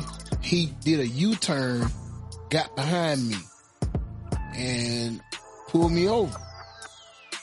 So what I do, I immediately let all four of my windows down. Mm-hmm. Immediately let all four of my windows down, and I put my hand on the steering wheel. I don't move until he gets to the car.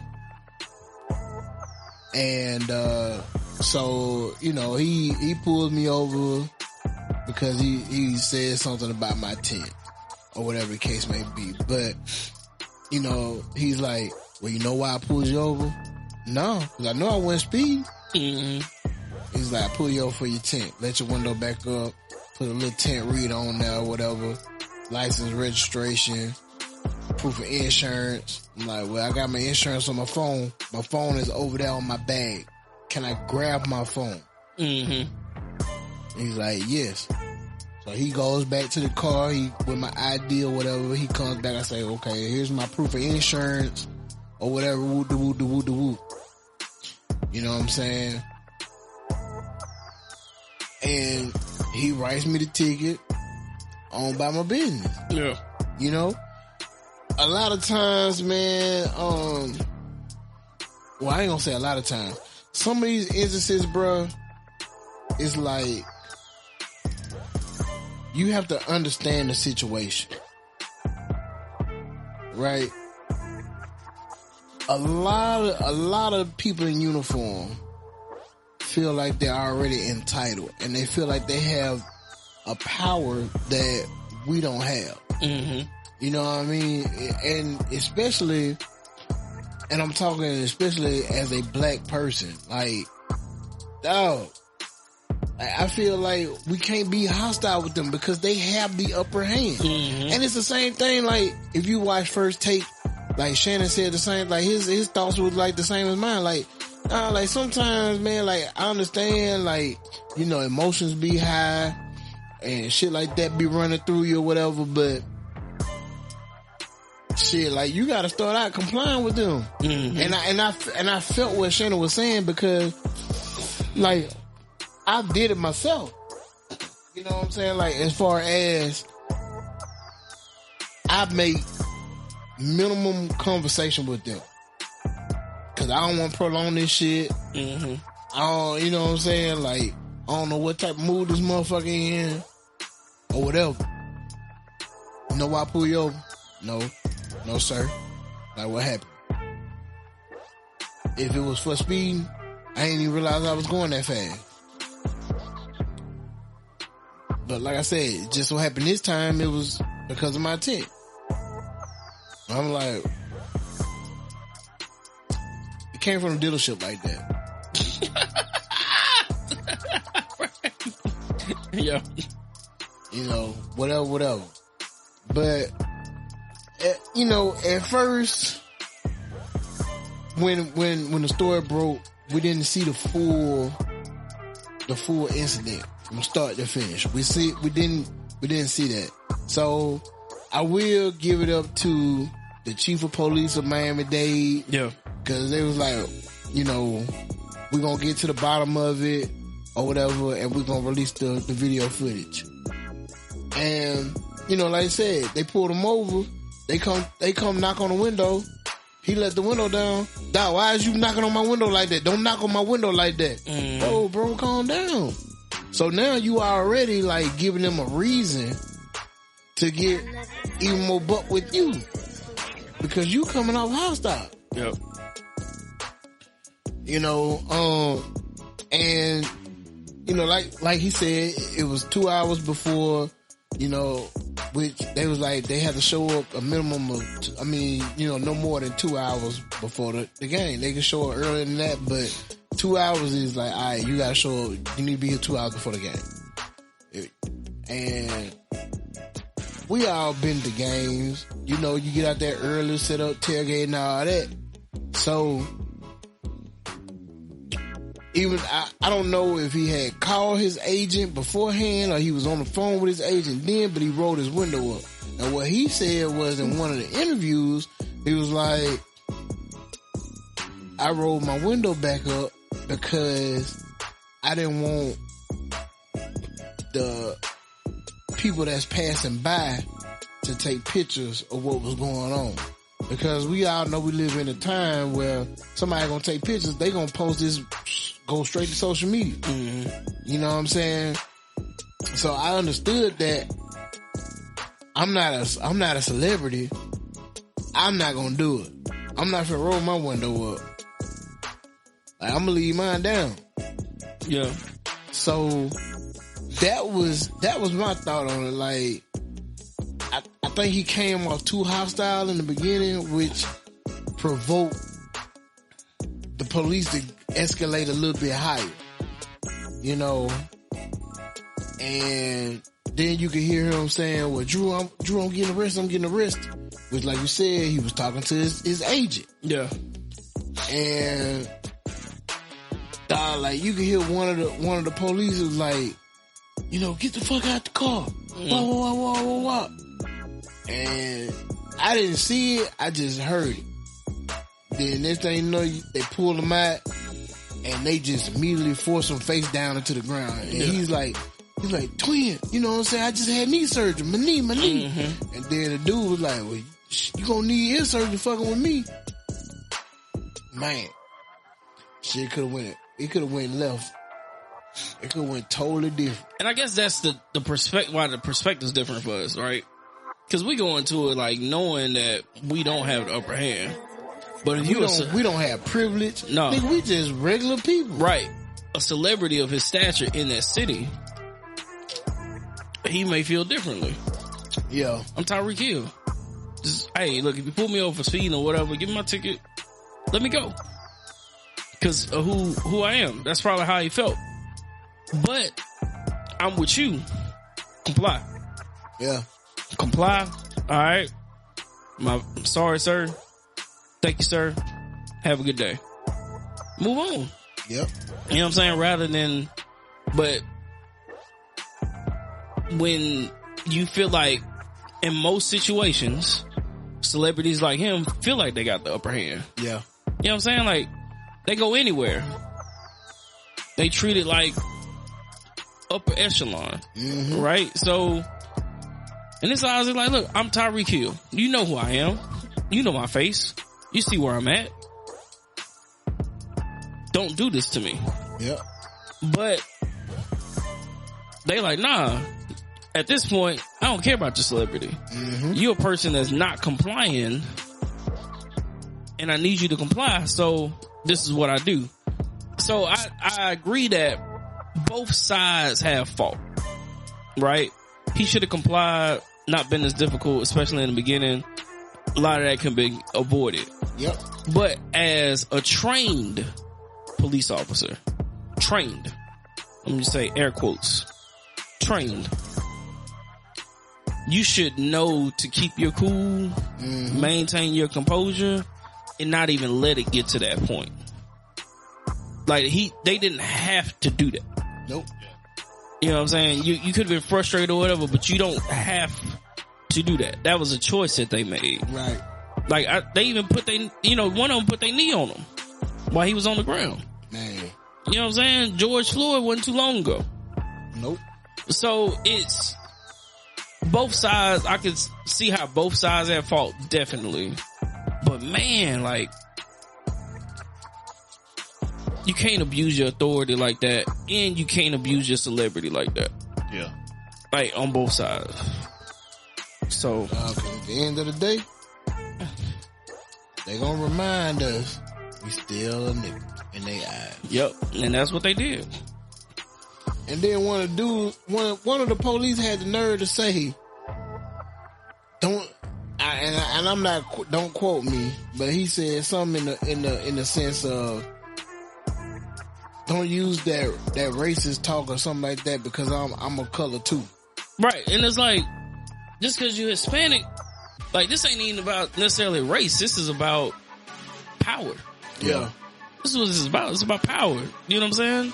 You feel like you here, but also Tyreek feel like he there. So that's where, you know, he felt like he had to exert himself to demonstrate that he was the authority in that position. You know? So it was just an unfortunate situation all around. But I just really hope that, I still feel like the police should be held accountable. Of course. I think they will, based on how quickly, you know, the police department acted. Cause I mean, they released that video within 24 hours. But I hope that he understands, and if he's ever in a situation like that again, that he needs to, all right, man, let me just comply so we can get through the situation forward and I can get back to doing whatever I'm doing.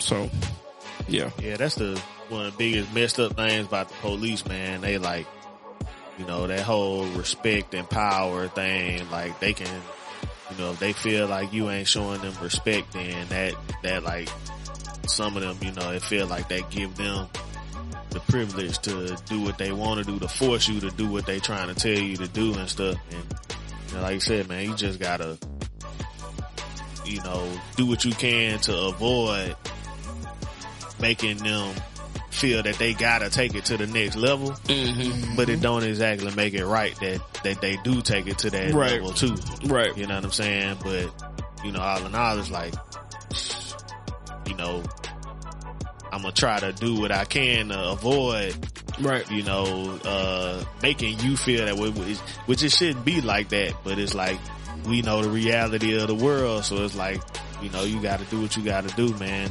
to stay safe, man, and make it home. Right. And I'm not going to sit here and say that compliance is 100% going to keep you out of that situation. That's true. Because we've seen in the past where cats have been compliant and it's still ended up on, you know, the wrong side of that. So I'm not saying that completely that, all right, well, his compliance is the reason it escalated. A lack of rather. He could have been compliant and still ended up in that situation. Because we've seen that happen. But, man, it's better to be on the right side of it, at least from what you can control in your actions, versus not being. Mm-hmm. You know, but it's just sad that the people that we supposed to feel like that we are expected to protect in all situations, they don't. Yeah. Hell no. So nope. Shit, because at the end of the day, they got the power, man. Yeah. And they feel like they can just look down upon us. Mm-hmm. Man, I just, you know, like I said, man, like, shit, I can get pulled over, bro. Like, I let all my windows down. Yep. I let all my windows down. But hey, what you need to do. I'm just trying to get back home to the family. That's it. That's the goal at that point. Yeah, when last time you got pulled over?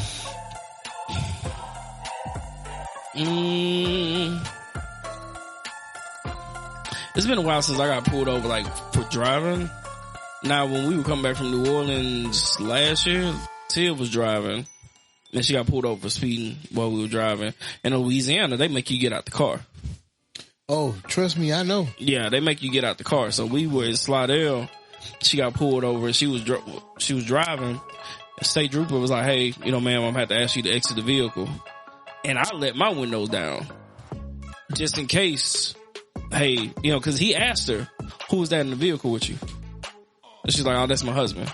Hey, my window was down. So even if he had came over there and asked any questions and need me to do anything, I'm ready. Got my license out. You know what I'm saying? I keep my registration in the, the sun visor. Yeah. So it's not even I don't be like, I gotta go to the glove compartment. Nah, it's right there.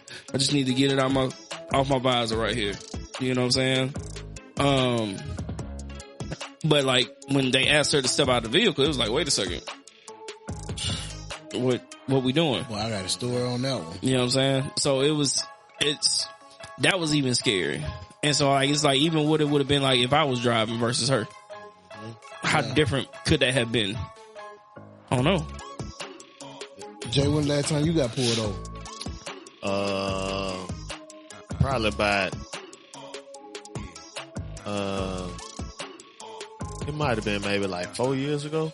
Damn, boy, you got good man, it was crazy. I was coming down that hill on Spring Hill going toward the interstate, and they be, you know, ducked off over there. They be ducked off. And right I guess there by the Girl Scout house. Yeah, man. I guess I don't know, man. I got caught slipping because I was basically speeding down the hill and got stopped. You know what I'm saying? But you know, that's the last time you know, anything like that happened to me. Yeah.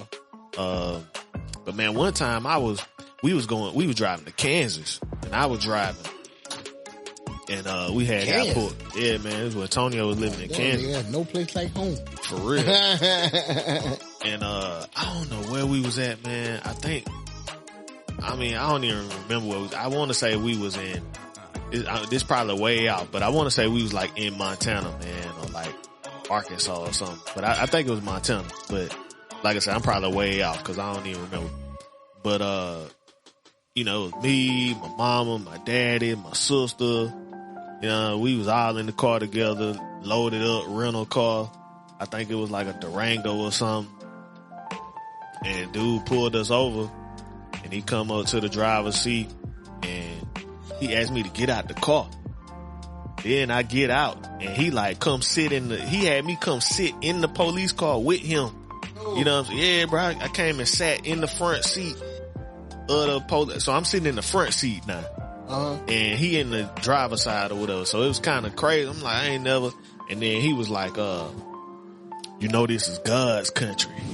What? Yeah, bro. He's like, I'm saying, like, what this nigga talking about, bro? He's like, yeah, this is God's country, and you know, this and that. I was like, bro, this some spooky junk right here, man. Mm-hmm. And you know, just old, you know, white, you know, state. He was one of the ones, you know, of course they wear the hat or whatever.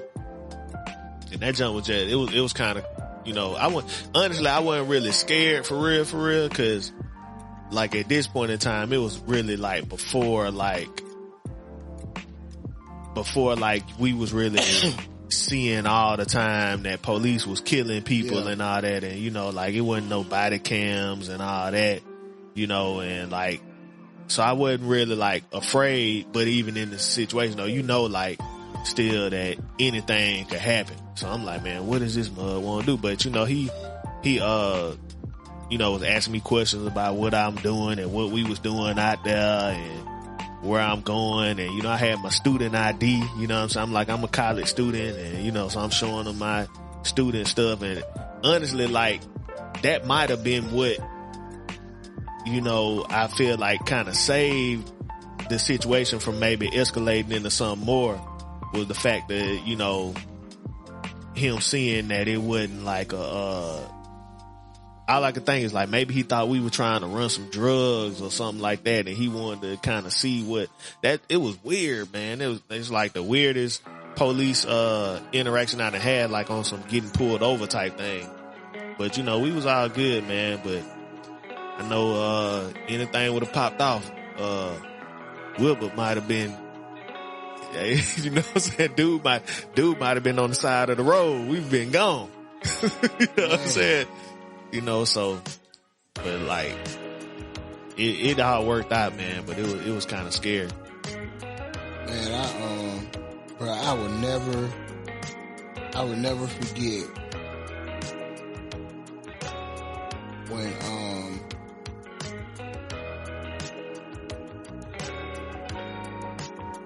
I was coming back home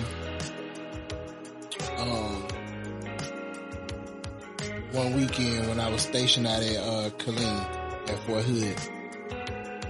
And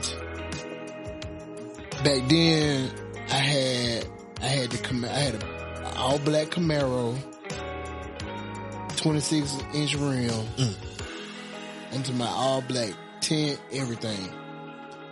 And I had just passed the casinos in Lake Charles, Louisiana.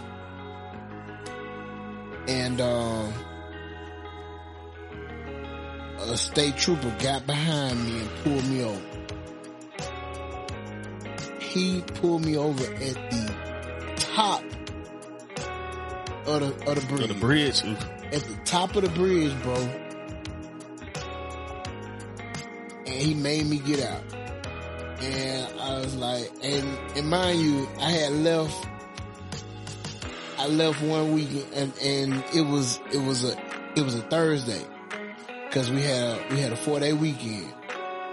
And my commander, he knew my family was here. This is when, the two oldest, they were still young. I don't even think Killer was born yet.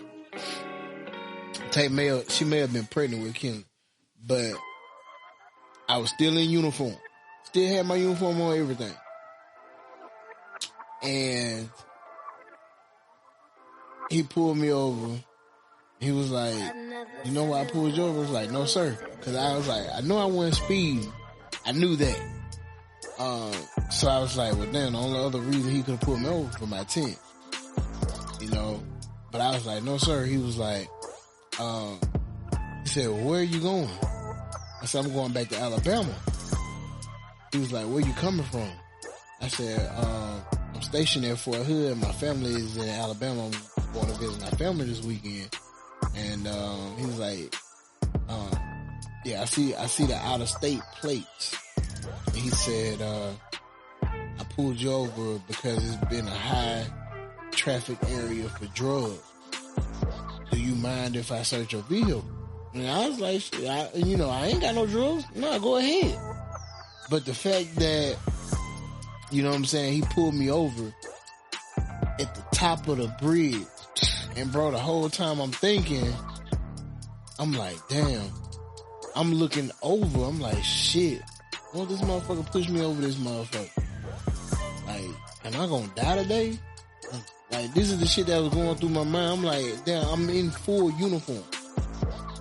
Like, I am in full uniform and he pulls me over at the top of this bridge. And I was like, man, I'm nervous as fuck. But I don't, you know what I'm saying? Like, I try not to show it. Just show, you know what I'm saying, like, some shit wrong. But man, like, I was scared as fuck. I ain't even gonna lie. Like, I was petrified. I was scared like a motherfucker. Yeah, and the fact that, he didn't see anything, and, he was like, well, I appreciate you for complying with me. I hope you have a safe trip. And the whole time I'm thinking like, you just pulled me over at the top of this bridge, but you want to wish I have a safe trip. You weren't thinking about my safety less than 10 minutes ago. But, man, that was probably like one of the worst times I ever got pulled over, man. So I say all that to say, man, I'm always gonna comply. Yeah. Cause at the end of the day, man, I'm trying to get back home to my family. Facts. Man. So I guess what I'm trying to tell, you know what I'm saying, like anybody out there, especially like that's listening, especially, you know what I'm saying, like if you're like of color, like, man, just like do your best to not like try to provoke them to do anything to you.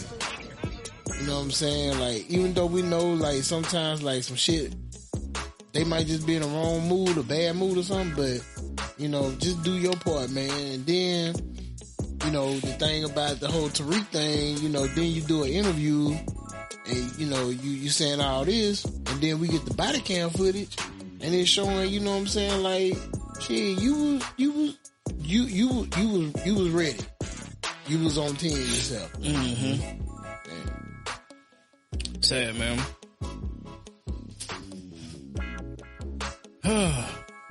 Man. All right. Y'all good? Yeah, man. Mm-hmm. Where we at on time, Jay? 155. 155. All right. And shit. I guess we ain't gonna do a Woosah moment this week. And you know, we let time get away from us like that. You know what we gonna have to start doing, man? We gonna have to get us like one of them basketball clocks. Right. Now you hear a buzz in the back. All right. All right, that's it. But yeah, man. Shit. It's been one for the books, man. Yeah, man. Straight up. Y'all got anything else y'all want to hit on? I'm good, dog. Man, I had the one thing, but we might be able to hit on that next week, man. You sure? Yeah. It's wild.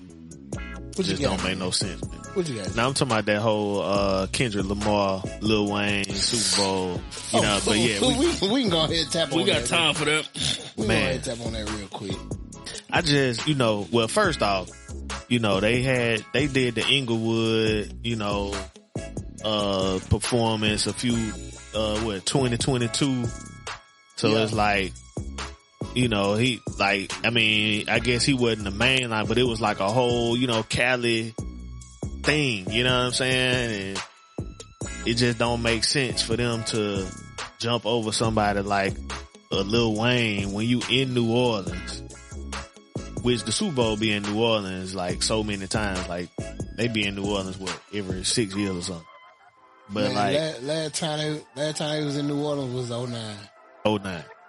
So it's like that was 09, right? Because the Saints. Yeah, when they played. No, it was sooner than that. It was. I take that back. Beyonce. Beyonce. It was 2012 or 13. Yeah, because she did. The Ravens and 49ers played and the lights went out. Yeah, she killed that halftime show. It's like, bro, like I don't see like how. I mean, not really trying to take nothing away from Kendrick or whatever, but it's like just the, you know, Wayne, his longevity and, you know, contribution to the whole, you know, music industry. I mean, he crossed, he not exact. I mean, he basically is a crossover artist. You know what I'm saying? Yeah. So it ain't even just like, he's just a single, he not just appealing just to a certain crowd. You know, like everybody love Lil Wayne, man. So, I don't see how, you know, you in Louisiana and you don't have Wayne, you know, Cash Money, whatever, you know what I'm saying? Which they probably gonna incorporate them into the show, bro. But this supposed to been Wayne's Super Bowl show. Yeah. Yeah. Especially with Jay-Z being the one that kind of runs that. Yeah. It was like, come on, Jay. You knew who to bring. Yeah. You know what I'm saying? This Louisiana. Yeah. Come on, man. And not trying to take nothing away from Kendrick either, but it's like, bro, like, so do we really want to see him perform Not Like Us in 2025? We didn't seen it enough. like, bro. Like, and then it's like, okay, maybe he gonna drop between now and then, but even if he does, like, none of that probably is gonna be Super Bowl worthy type, you know, like, it's not, you know, just crazy, bro. I don't see it, man. That's a disappointment. Yeah, it was a layup. And they didn't do it. So, cause I feel like it was an easy decision. Man, they gotta go back and pull Kendrick. They got to, man. Like, damn, you couldn't even get goddamn Silk the Shocker. No, I ain't trying to see Silk the Shocker for a full halftime show. I mean, shit, he could have been part of the Anne Friend. Shit. Hey, man. You know what I'm saying? Like, we can't get the biggest mama. Hey, man. What?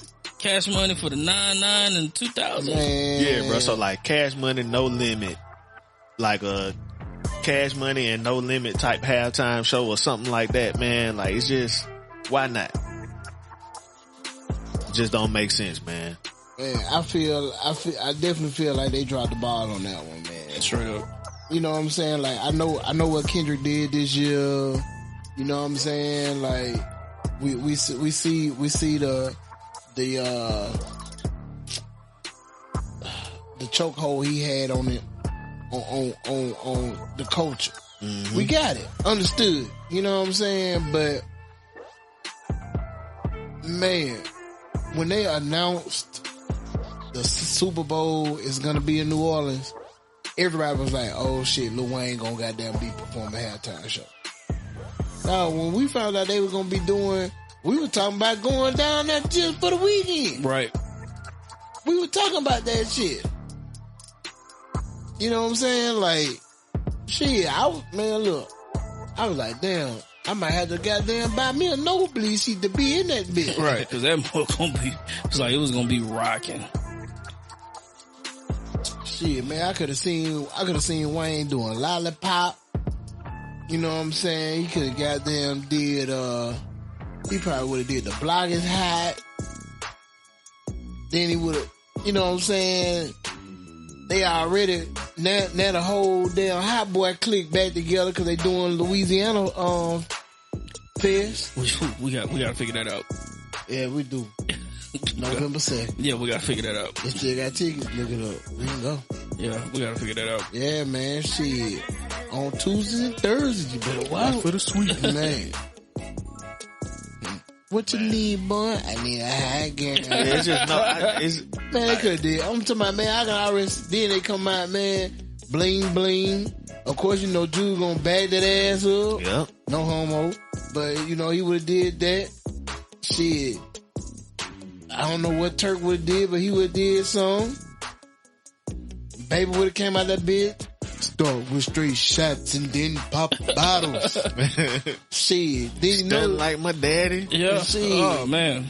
Then shit, get your roll on. Get your roll on. Man, God. Shit. Then you got down. Then you could bring Drake out that bitch, do a little goddamn shit. Nicki come out that bitch. Then it would have been dope shit. If they would have incorporated goddamn, P would have had to come out there and make them say, huh? Oh man, you gotta roll the tank out there. Yeah. In some form, you gotta get the gold tank out there. Yeah. Got to. Shit. Man, it's just wild, bro. That shit would have been dope as fuck, man.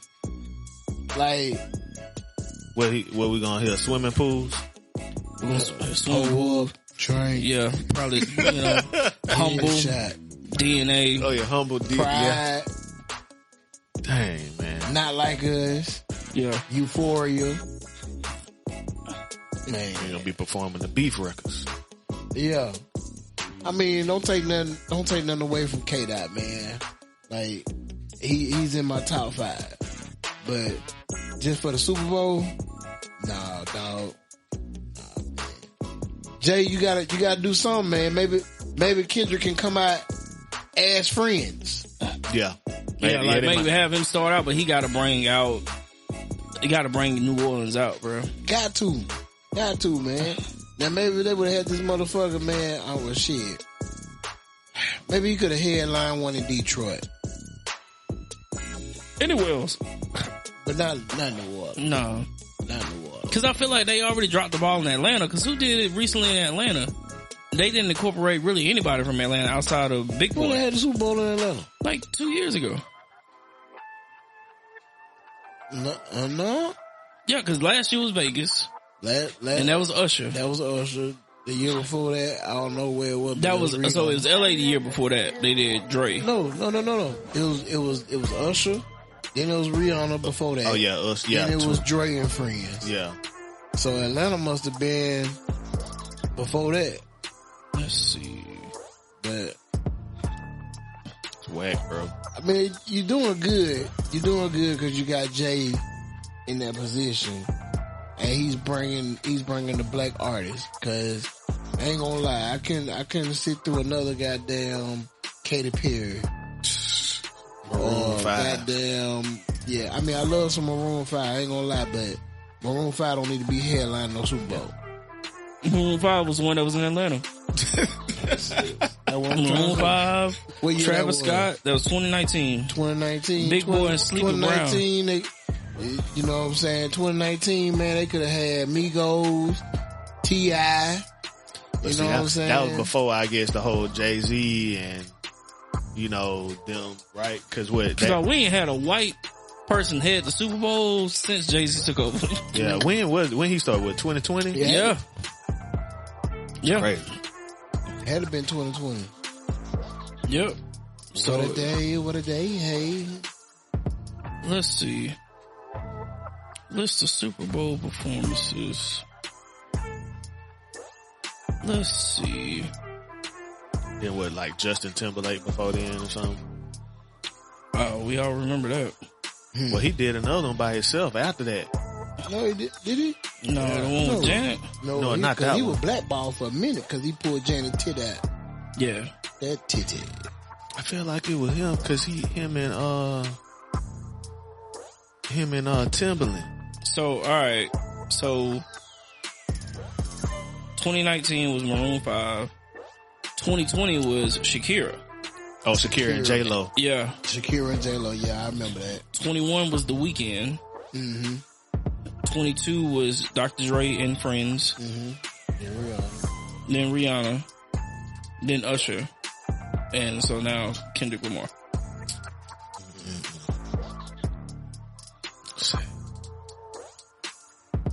And then the only part I like about Not Like Us, I just be like, trying to strike a chord and it's probably A minor.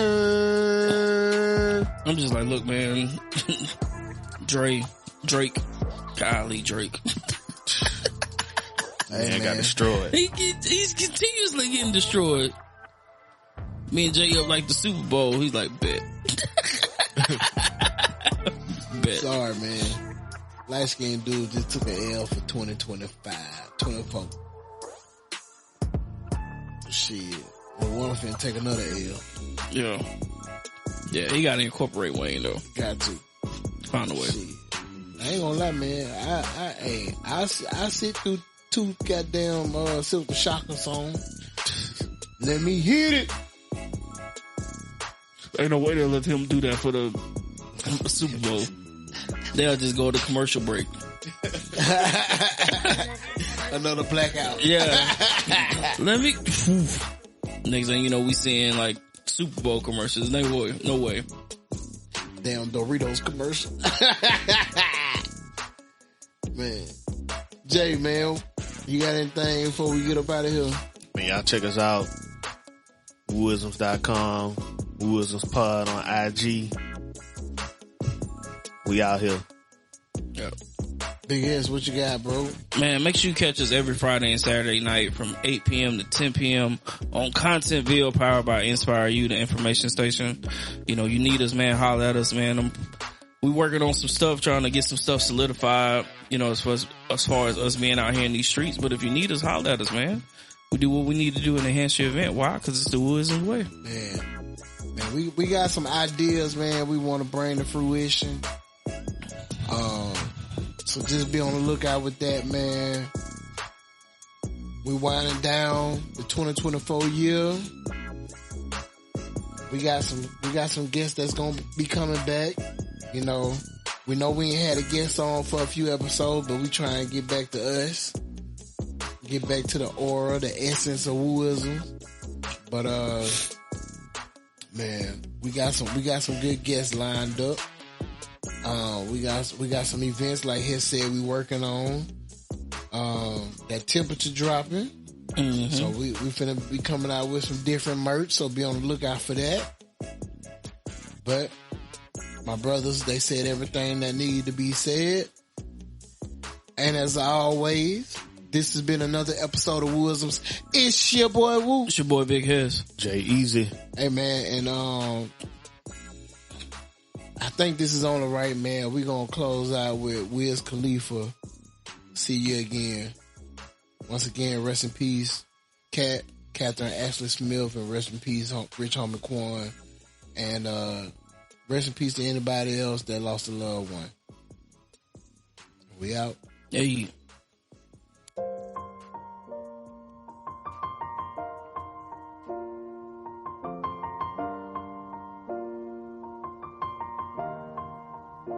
It's been a long day without you, my friend, and I'll tell you all about it when I see you again. We've come a long way from where we began.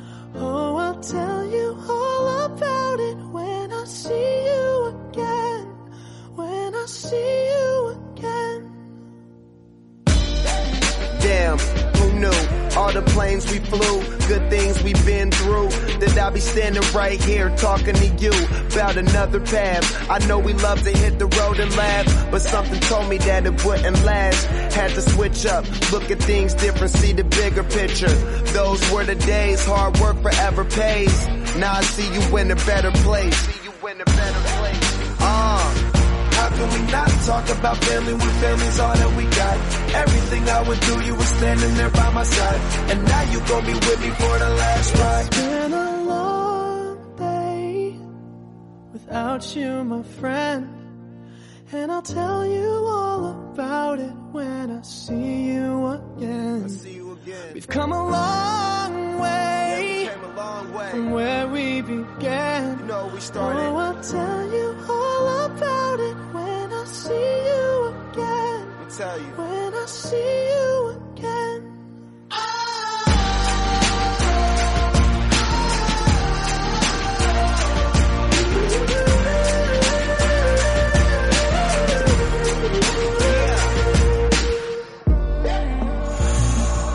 First you both go out your way and the vibe is feeling strong. And what's small turn to a friendship turn to a bond, and that bond will never be broken, the love will never get lost.